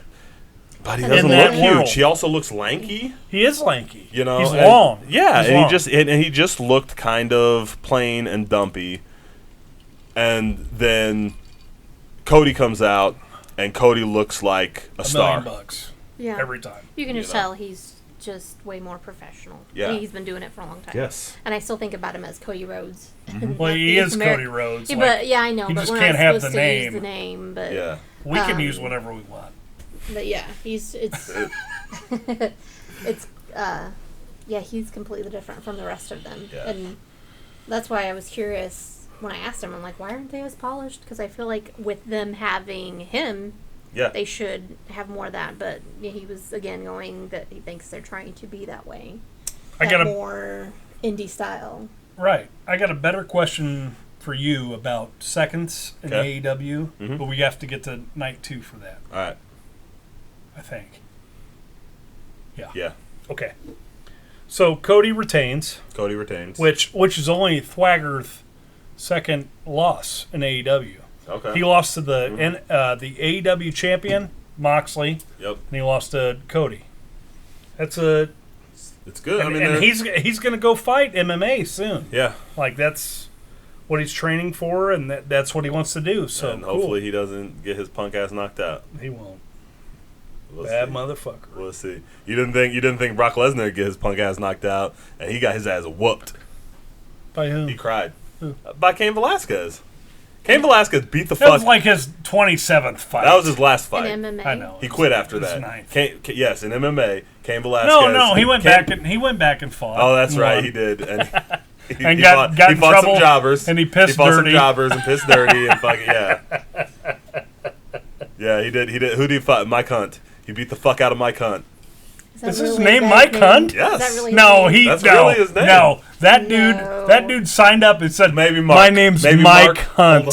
Hold on. Is Mike Hunt in the parking lot? Hold on. We're going to have to put a TVMA deal on this deal. Okay. Mark Hunt. Mark Hunt. Is Mark's Hunt in the parking lot? Mark Hunt, legit. I know. Dude. Okay, all right. Fuck. All right. I'm going with the old I just want everybody to know I was close. Hey, go watch Porky's if you're over 18. If you're over 18. Yes, way over But 18. no, Cain Velasquez beat the fuck out of Brock Lesnar. Yeah. Brock Lesnar cried. Yeah. Quit MMA twice. Bad. Fucking. Well, he had the deal too. Diverticulitis. Yeah, but I had that. Serious. I had that, and I still whooped Cain Velasquez's ass. I can say that now because Cain Velasquez doesn't fight anymore, and he's got actual injuries and stuff. So Cain Velasquez probably couldn't take me if he showed up at my front door. Cain Velasquez is going to show up with the fucking Saudis, and you're fucked too. I'm going to get my head sawed off. He was at that. You're just going to get spin kicked. Hey, that's the one. It was the last Saudi show where they had the match. That's right. So man, he's in collusion. No, he's in the cabinet. He's in collusion. Yeah. Shit. What are we doing to ourselves, dude? No, dude. Kick the So you think this is in our real house? Yeah, we don't live here. We don't live here. There's no address. This is we're actually squatting. Okay. Private Party. Isaiah Cassidy and Mark Quinn with Matt Hardy. Why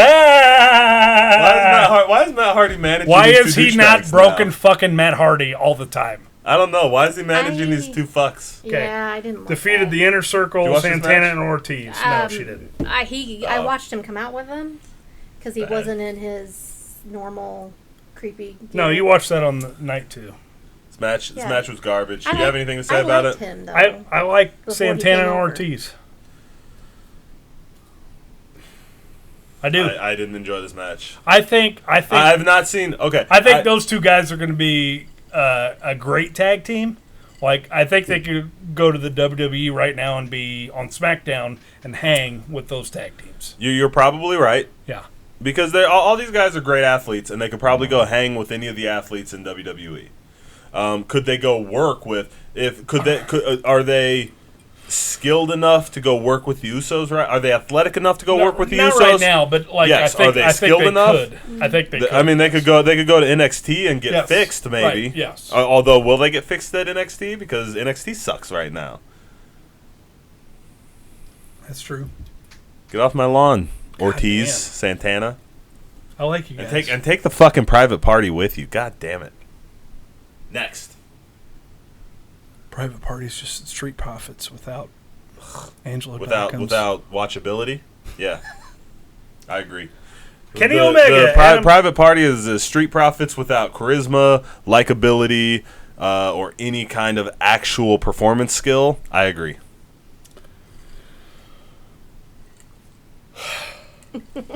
Kenny Omega and Adam Page defeated best friends Chuck Taylor and Trent. God, Just Trent. Listen.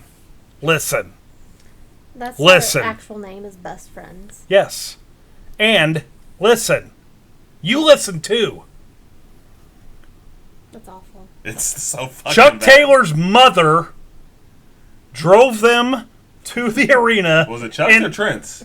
I Because don't. she kissed Trent. I don't give a shit. It's super awkward if she kissed Trent and she Chuck Taylor's mom. Okay, that's fine. Her mom Sharon dropped him off in the fucking minivan. I was fighting that. Sharon dropped them off. The two of these grown ass men, who were not much younger than me and Jaron, in the minivan for their wrestling match, and then called Trent back, said, "Hey, mom needs a kiss." He had to give her a kiss, and they went and had the wrestling match, and she was in the stands. I couldn't watch. Yeah. Listen. Awesome. I couldn't even watch this match because I was so mad about just that. Like, are we just not taking it seriously at all? Like, you know what? I have. That's my first thought. I didn't even see it, and I'd be like, "This is ridiculous. They Right. didn't take this seriously."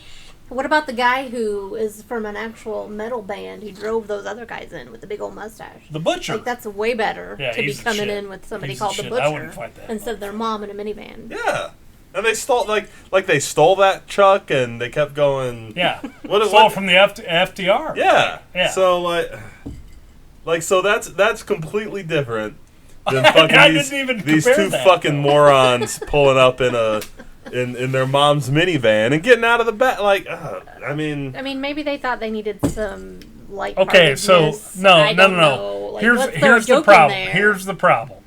They get out of their mom's minivan. They march to the ring, and they have a serious match with the fucking tag team champions. Right. One of which is Adam Page, who's Right. an ass kicker, and a drunk. a drunk ass kicker who Right. just knocks your fucking lights out.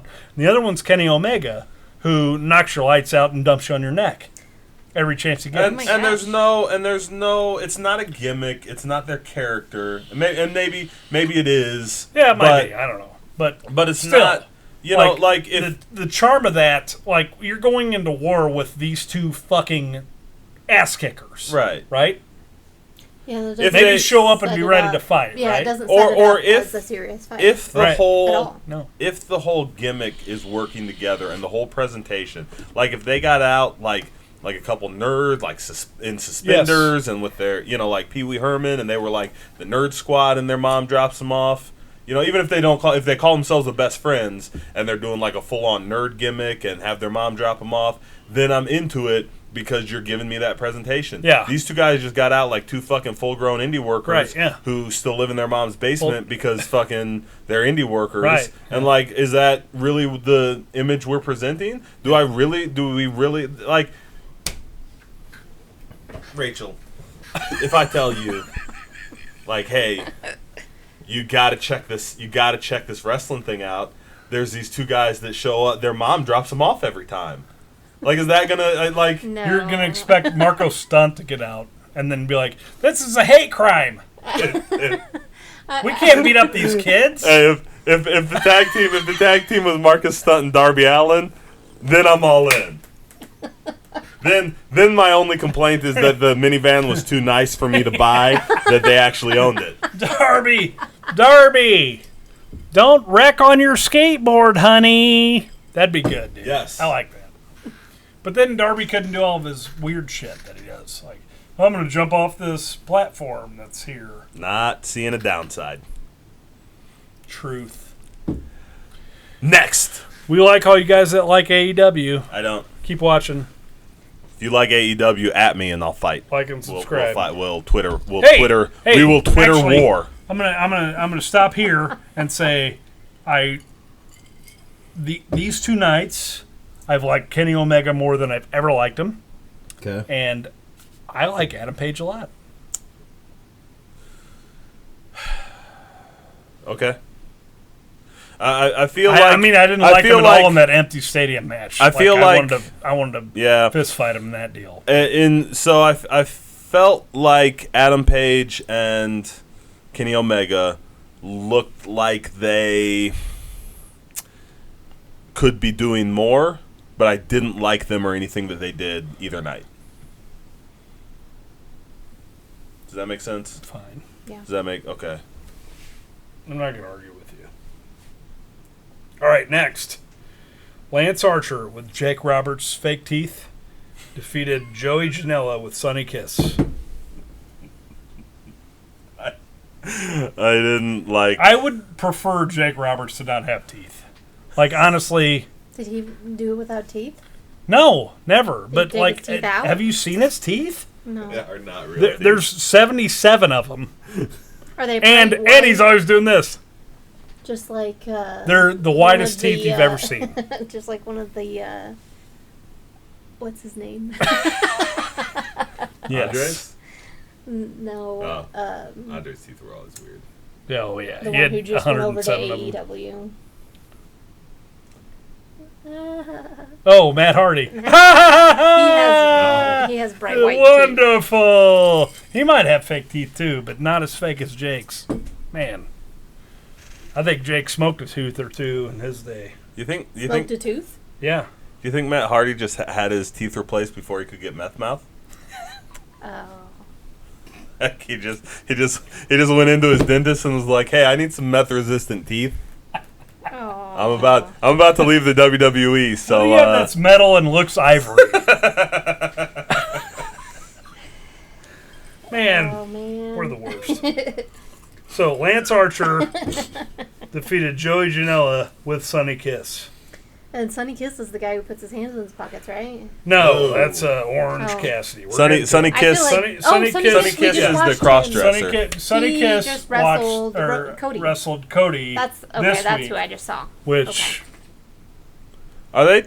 Is he like? Is that serious or is that like a? no, it's legit. Okay, I haven't seen enough of Sunny Kiss, and what I saw. So JR got a Immediate- lot of shit for Okay.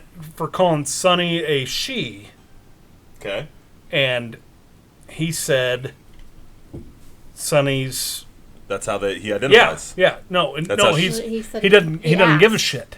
He asked He asked Sunny ahead of time. and Right. Sunny So- was like, Yeah, exactly. That's Cool. what I mean. That's what I meant. "Cool, Yeah. you call me what you want." Okay. And so JR got all this shit for calling Sunny a he and a she on the same telecast. He went back and forth. Yeah, Okay.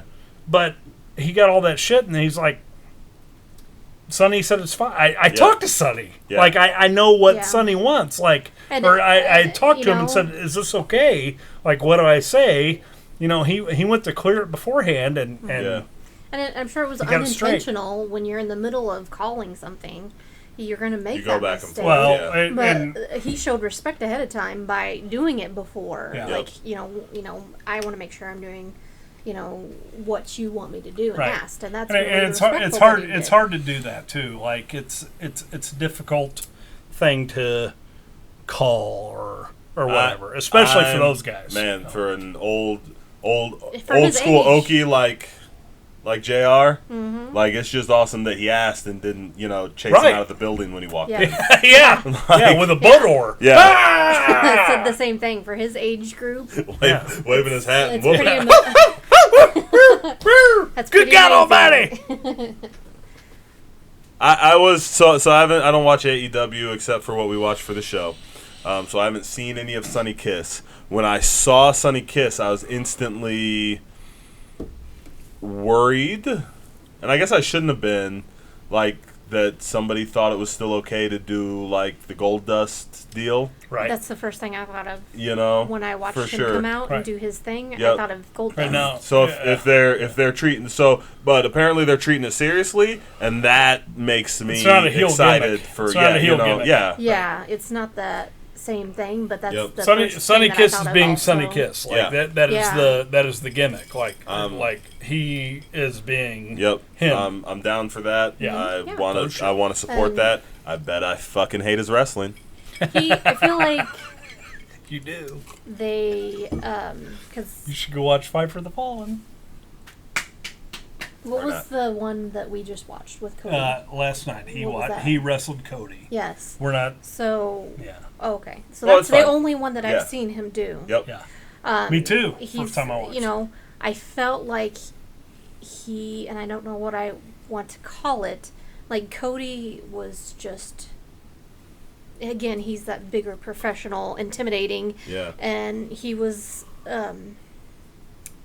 Just outclassed him. yes. I mean, Like Sunny Kiss. Sunny Sunny Kiss Kiss was looked like he good. had no business being in the ring yes, with Cody yes, Rhodes. and being such a novice, I don't know how to describe that, but to Right. me, when That's I watched exactly it, what it is. I was just like, I feel like, how did they put those two together to wrestle? Because Sunny they- was. he's just starstruck. higher. Yeah, Yeah. he's just higher Starstruck. up. Okay. And I felt like he didn't go full, He force. he wasn't missing Like I his feel like spots. he was being light to Cody. Like I don't know if it Yes. was a respect thing. He like, wasn't He kicking just the shit out of wasn't. Cody. He wasn't.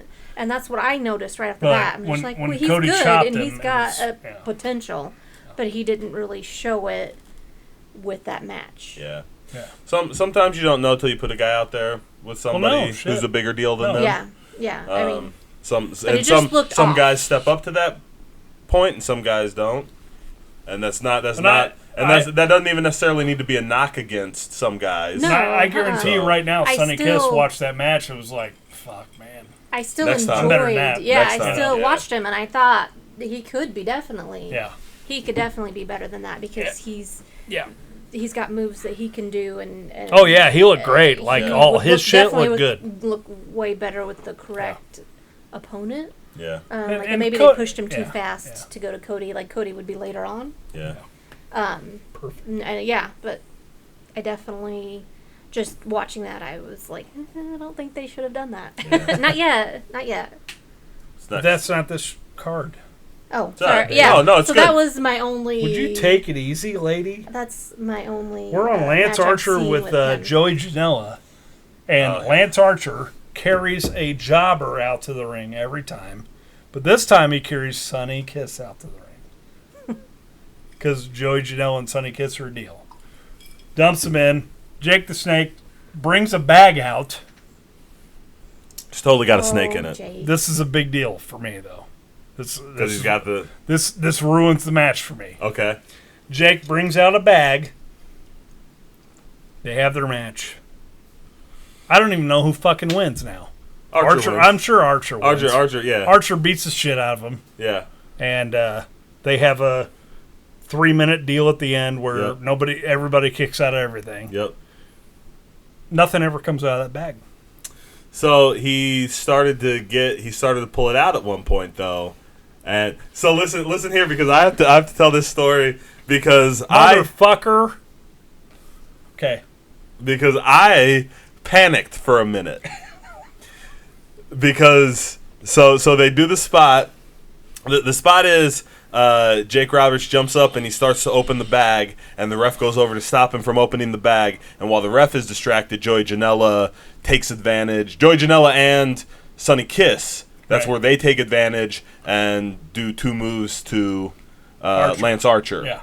And then, Jake's mad that he was distracting the ref at the wrong time, and the other guys took advantage. But when Jake Roberts jumps up on the ringside and starts fiddling with the bag, he's got it low, and it totally looks like he's fiddling with his pants.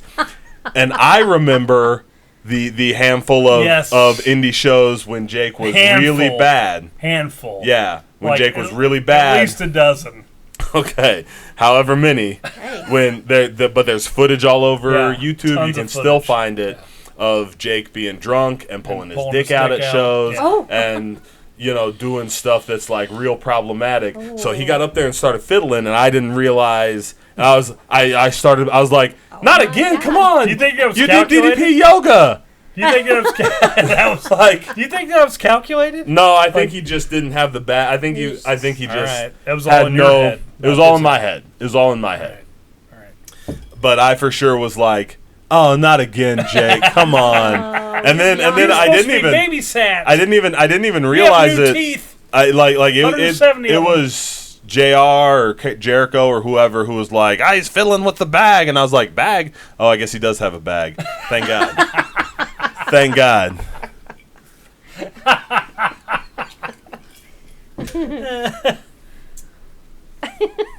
You want to be part of the show? Yeah. You can be part of the.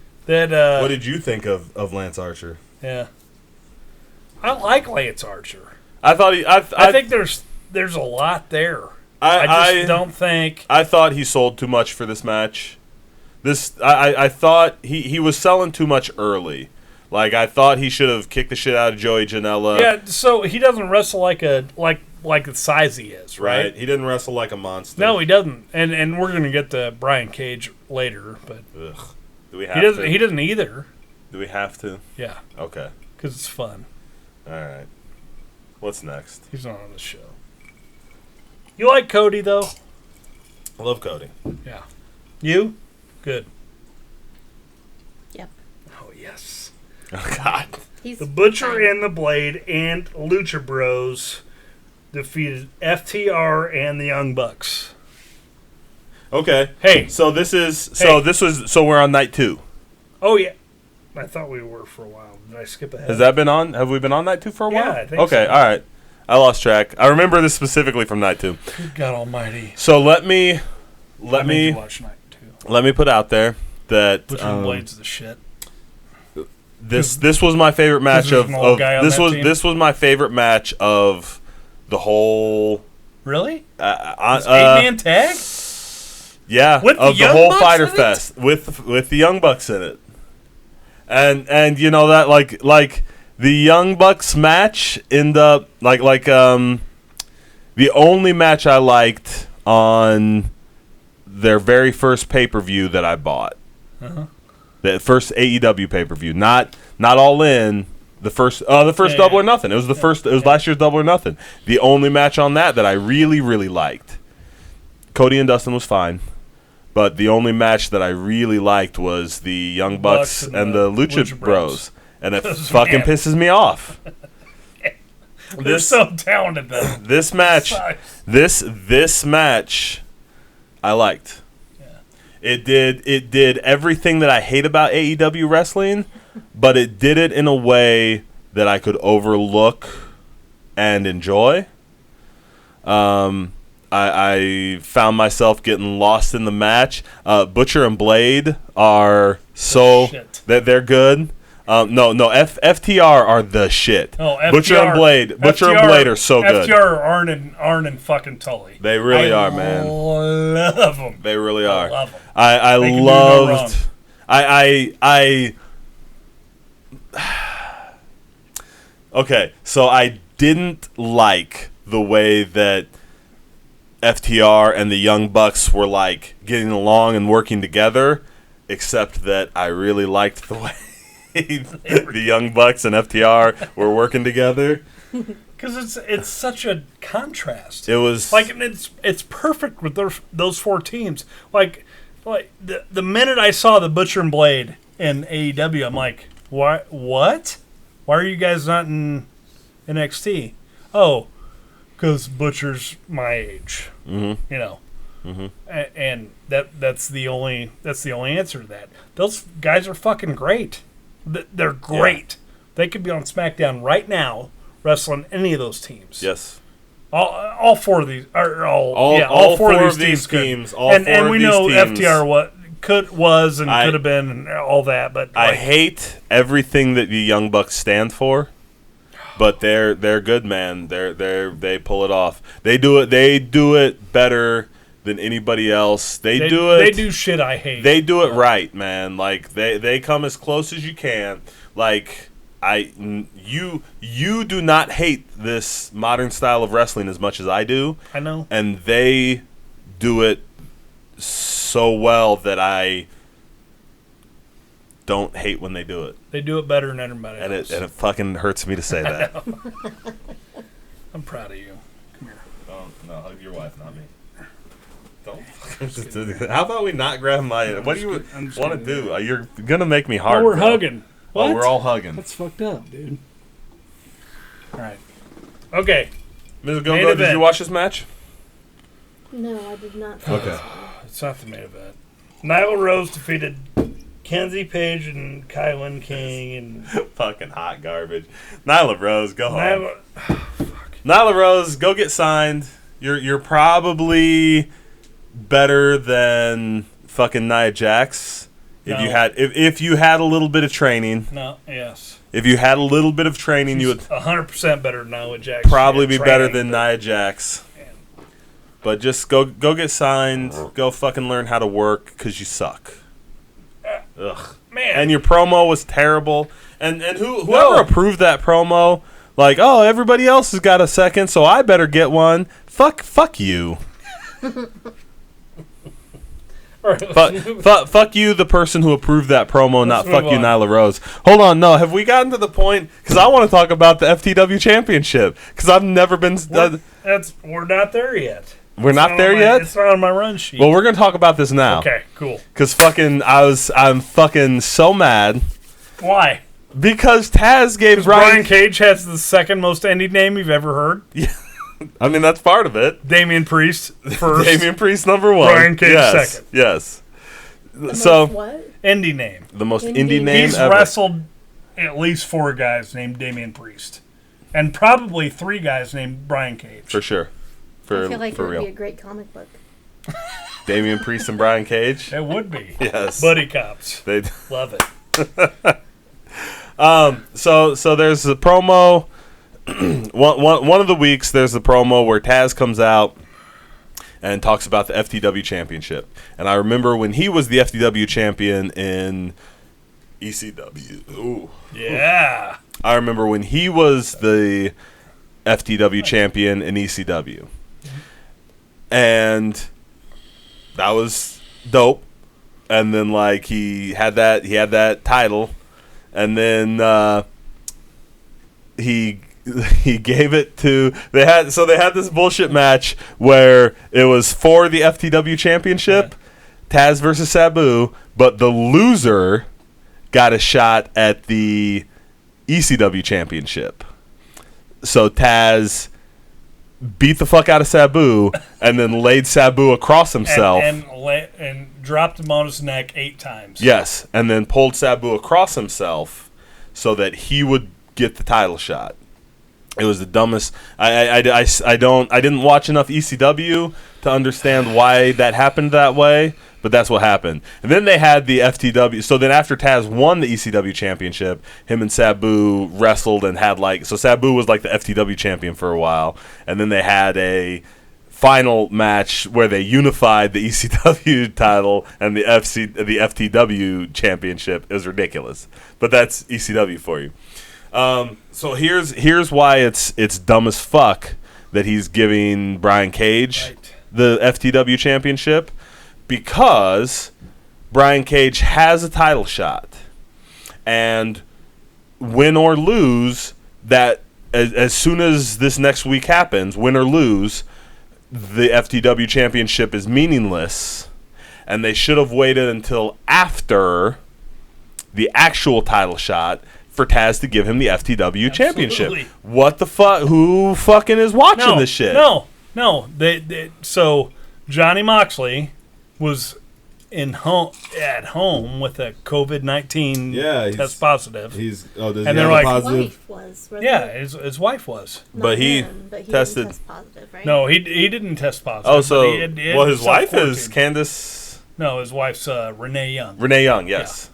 That's why Taz did that. We don't run a sloppy shop down here. Yeah. Yeah. Pretty rad. Fucking good shit. Fuck you. Fuck yeah, WWE. So did they fire him from WWE yet? Is he still an announcer there? Hasn't been an announcer Taz? there for a year. I know. Never mind. Go ahead. FTW championship. Pull your shit together. No, you blew my mind just now.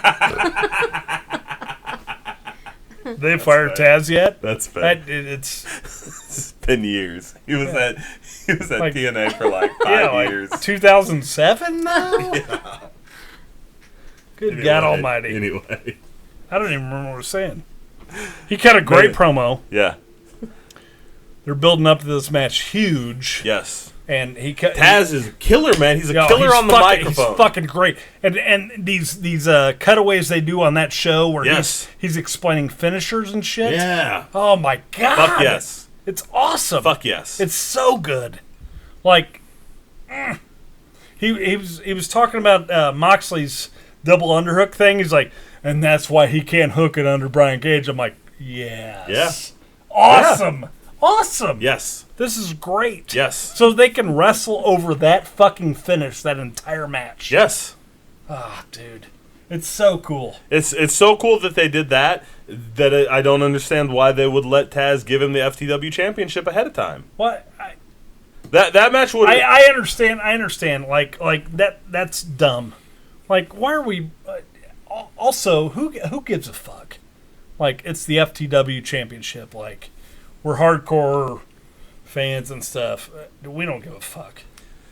So Brian Cage has it. So I'd have been all in if so next week Brian Cage wrestles Moxley. They do a finish where Brian Cage, it's questionable, but Brian, which is what they should have done. Right. So they do a finish that's questionable, but they are not going to go right back to the rematch. And so then Taz comes out and he does the whole deal and he's like, you know what, Mox, and everybody else knows that Brian Cage should have won that match. So you know what, now he's the fuck the world champion. And then let Brian Cage carry that belt and fucking school some dudes and do that and build back up to the rematch with the fucking FTW. Then all in on that. I'd have been all in.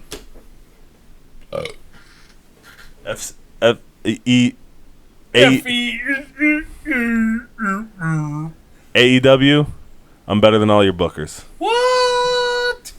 All right. Call me. I won't work for you. What did we just talk about? Nyla Rose for a second? No, we're at the main. We're at the main, aren't we? No. This is a good one though. No, it is. Colt Cabana and the Dark Order defeated SoCal Uncensored. I didn't like it. Why? Get the fuck out of here. You don't want to see good things happen for 42-year-olds like us? So we are not 42. You're 42. No, far from it. Would you fill that up with ice for me? I love you. So here's my problem with this match. Okay. The match, and it's not fair. So this one, it was fine. The match itself was watchable. My problem was I have not been following the storyline. No. And this match was so storyline heavy that I didn't really appreciate it. I have no particular issues with the match or how it was worked. Did you get it? What film? A cap. right? Yeah. What I have issues, I don't know if so. The whole thing is kind of like, is Colt with the Dark Order? Is he not with the Dark Right, Order? no, Is he getting with them? Is he not getting with them? I feel like and he played for that me, off pretty well. they played it off pretty well, but because I don't follow the show, I have no stakes in that storyline, so I had no stakes in the match. I understand. That's all I'm saying. Here's my entire takeaway. I don't want Colt Boom Boom to be a fucking heel. I really don't.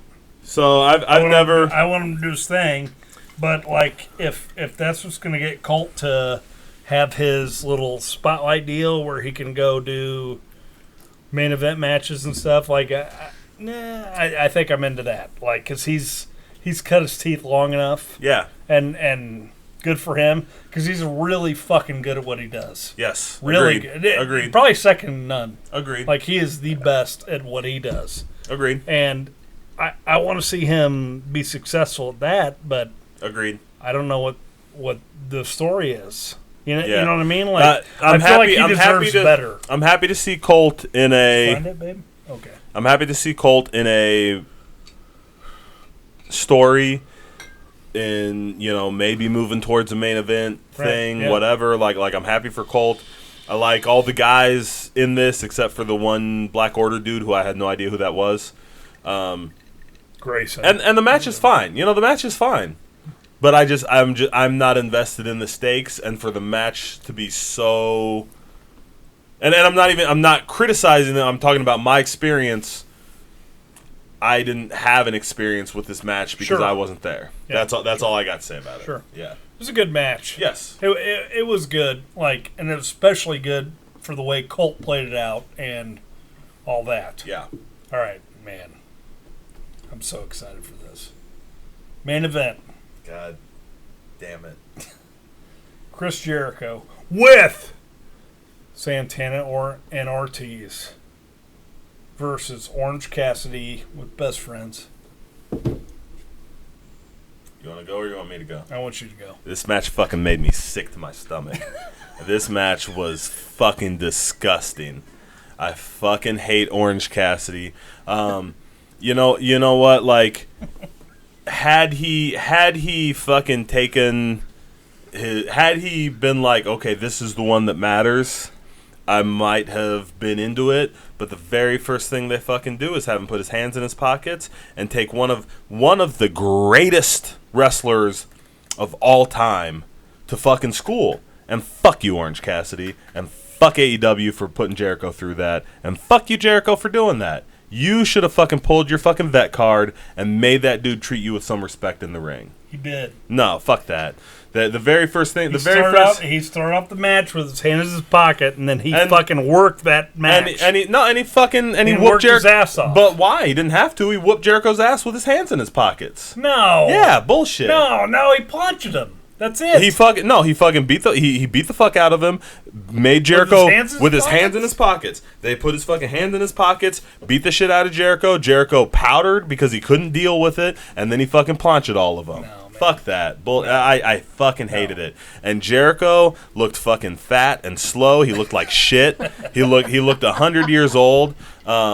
He didn't look like he could fucking. He looked like an old man trying to hang with the young guys. And instead of taking control of that match and working it like he knew it should be worked, he tried to keep up with fucking Orange Cassidy and tried to do all the shit that the rest of the fucking card does. And it fucking I felt bad for Jericho. I felt like he looked like shit, and I felt like Orange Cassidy just fucking did his thing and had zero respect. And I know he wrestled most of the match with it, but every chance he got, he stuck his hands back in his pockets and did the fucking, I'm gonna kick your ankles, I'm gonna kick your knees, and then I'm gonna knock you the fucking out. Like, he fuck did it that, once, man. dude. I fucking hated it. God damn it.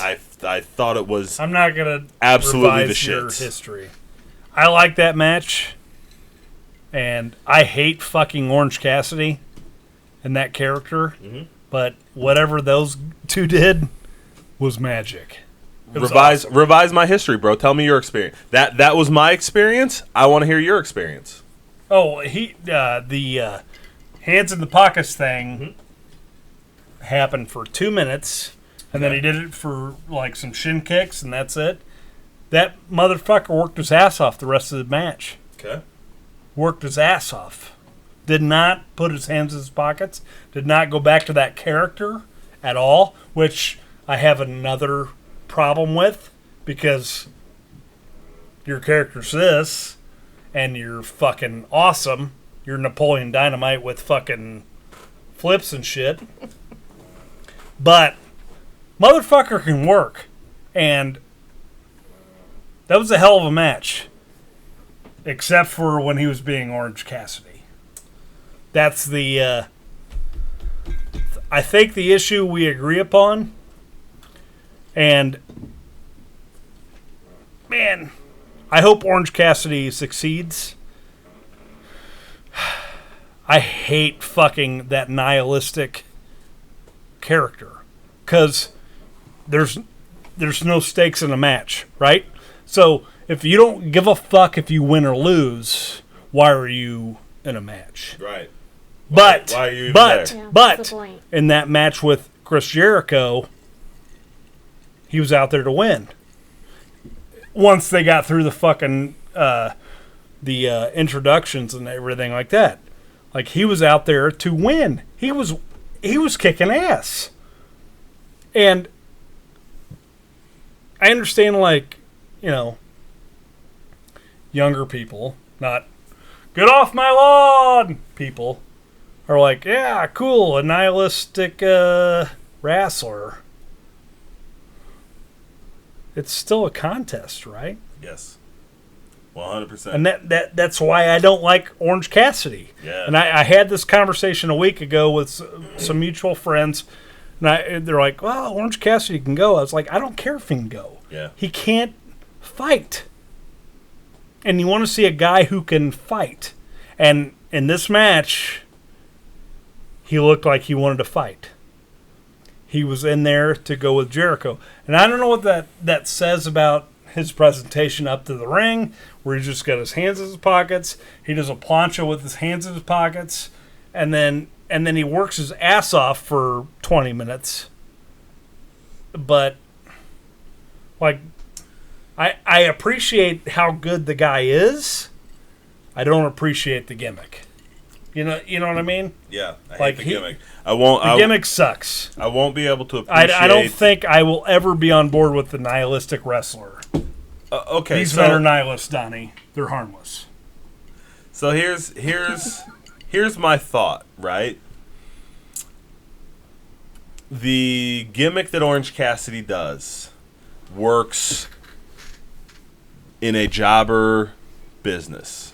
Okay? So hear me out, Okay. right? If he showed up on Dynamite every week and wrestled local guys, and they just spent all that time, and he would beat local guys with his hands in his pockets, and take him to school, embarrass him, fucking beat him down. Local guys, fucking Dennis Stamp, fucking who the fuck ever, right? Not Dennis Stamp, though. Me, anybody fucking, else. You know, what's the, you know, Take Dennis Stamp's whoever, name out of your mouth. Whoever, right? Okay.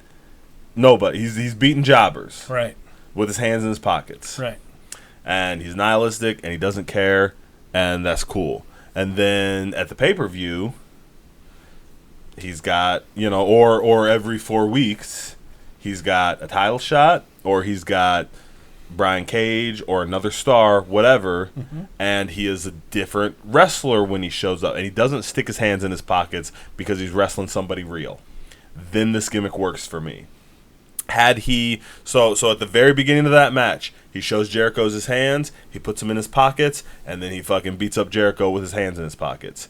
Had he shown Jericho his hands, went to put them in his pockets, and then stuck Jericho in the face, and then went into that match, I'm all in, and all of a sudden, I'm behind the fucking Orange Cassidy gimmick. Sure. But So you were close.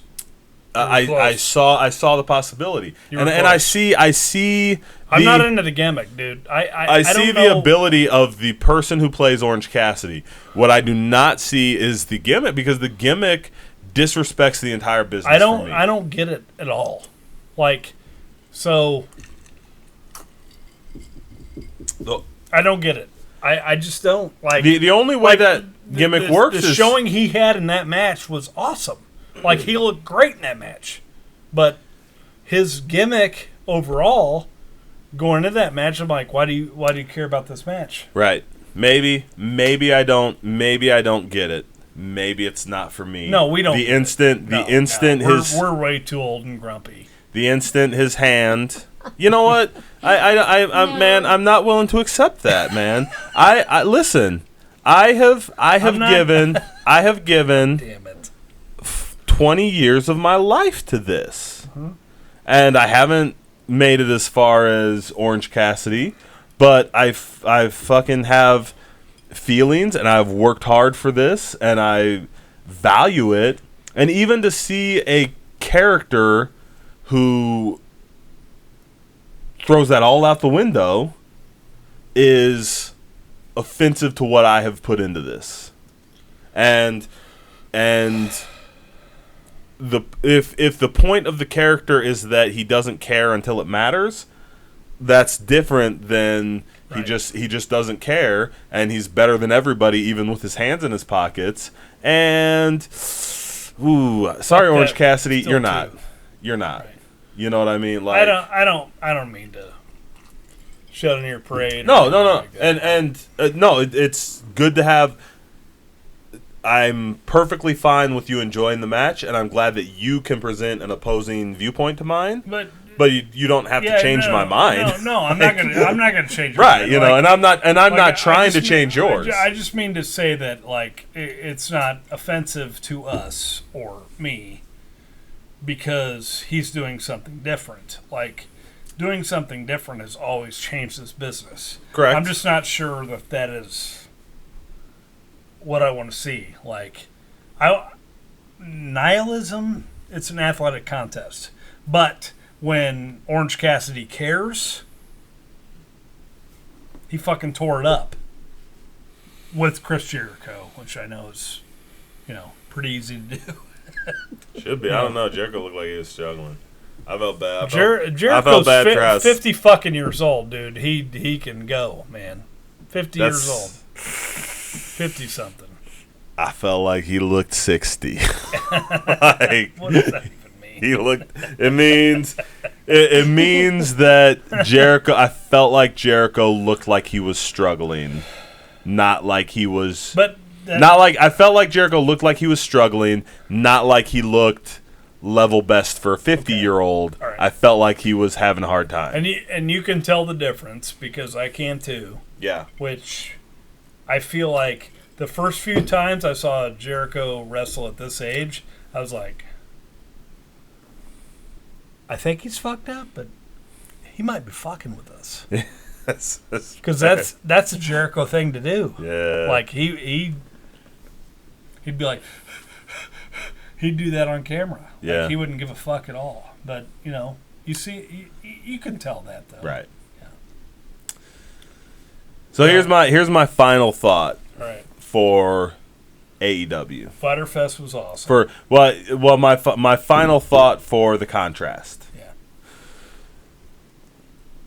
NXT Great American Bash ended with Keith Lee holding both belts and raining fucking confetti in the ring.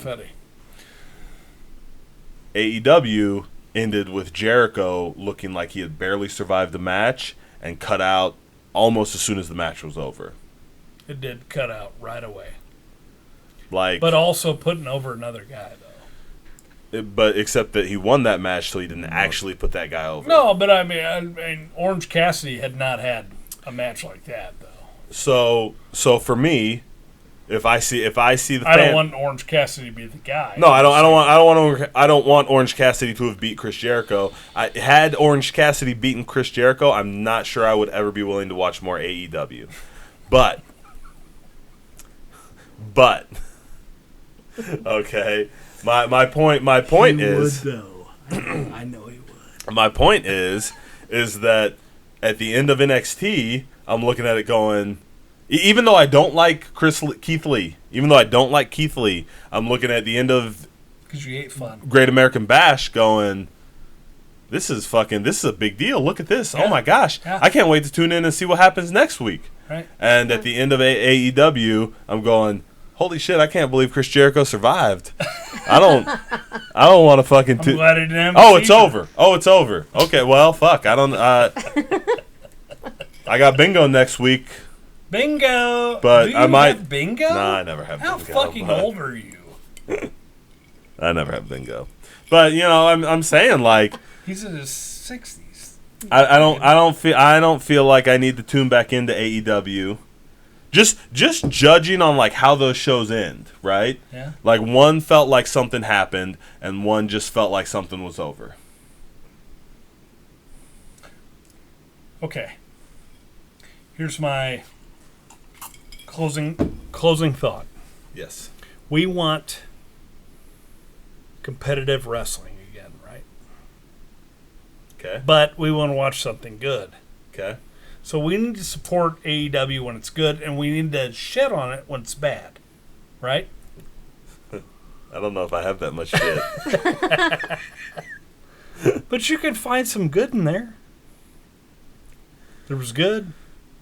There was one Never match. mind. I don't know. So, do you just want them to have the competition? Yes. That's their only reason. That's you just want good to have though. that competition? That's good. It is. The but I almost wrestling feel has like never been better. Never. when they have to compete like that. It's Yeah, not going to. I know You're it- never going to have the Monday Night Wars again. What, It's are not you going to be sure? the same thing Because WCW is completely different from AEW. but AEW is positioning itself It's like trying to. that. It's trying. It looks renegade. It looks different. It does. They film it differently. They do. It's Wednesday nights. They didn't take on Raw because Raw's a juggernaut. They took on NXT. I feel like Get it together. They took I feel like they're NXT took them on. Yeah, you're right. You're right. AEW Yeah, you're absolutely right. went, we need to stay as far away from WWE as possible. You're right. So let's go to Wednesday because that gives us a day between Raw and a day between SmackDown. You're right. You're right. And NXT went, hold on, bitches. Yeah, we already Boom. had this. Yeah. We're on USA. Yeah. Yeah. Listen, It's that you're good not, for wrestling. It's good for Yes. entertainment. It's It good is good for everything. entertainment. Are we sure it's not all just one big put on? Like they're trying to do the Monday Night Wars again. Like they're all working God, together. what It's is going on? one big conspiracy. Who? What the fuck? So and I like the way you think this is going. WWE shoved Bret Hart over there so he would wreck WCW. So, We're talking about nowadays, not no, back I know, then. I know, but were you on board with that conspiracy theory? That he went over there to wreck it. Yeah. I think No, No. no. He was robbed. so. Bret screwed Bret. The Montreal screw job. Bret screwed Bret. That was Shawn Michaels. Bret screwed Bret. Hey, WWE. we're off of everybody's. Well, no. Listen here. I'm gonna. said So we got your final thought. Here's my final thought is that some promotions are capable of making you feel like you've seen something. Last year, I watched Wrestle Kingdom, New Japan, and Weird. yes, because I don't like as much as I don't like modern AEW style high spot wrestling. I don't like Japanese wrestling style. Never have. But I tuned in to see the New Japan Wrestle Kingdom, and at the end of that show, I felt like I had seen something big. And at the end of Great American Bash, I felt like I had seen something big.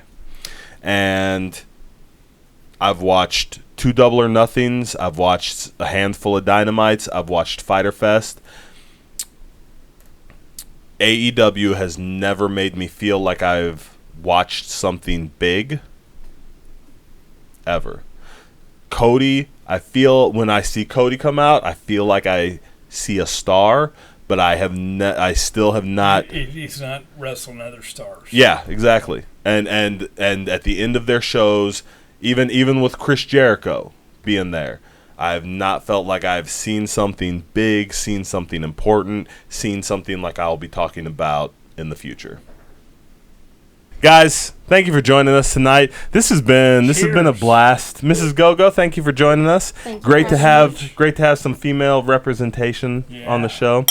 Yeah. Guys, make sure you like, comment, subscribe if you're watching us on YouTube. If you prefer the audio version, you can find us on Podbean, Stitcher, Podcast, your preferred podcast app. You can find us there. If don't forget we've got the website, drunkrasslin.com. You can find us on Facebook at Drunk Rasslin. You can find us on Twitter at Drunk Rasslin. All that stuff. But mostly, guys, thank you just for joining us tonight. Always drink responsibly, and we will see you next week.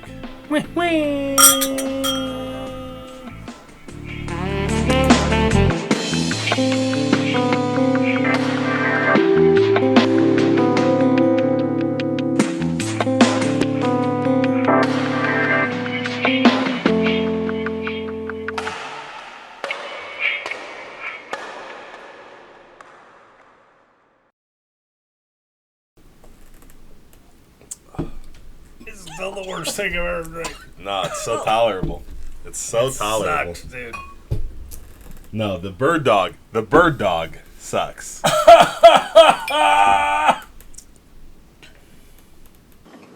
It's like there's a jalapeno in my mouth. Yep. It's habanero, actually. It's like there's a habanero in my mouth. Mango and I can't get habanero. rid of it. Yes. It's like a giant pepper just went through my throat. You're welcome. Hey. You're welcome. Hey, You're welcome, too. Oh, my God. You're welcome to that. How long was that episode? 2.5 hours. God damn it, Jared. I'm going to do... God damn it, Jared.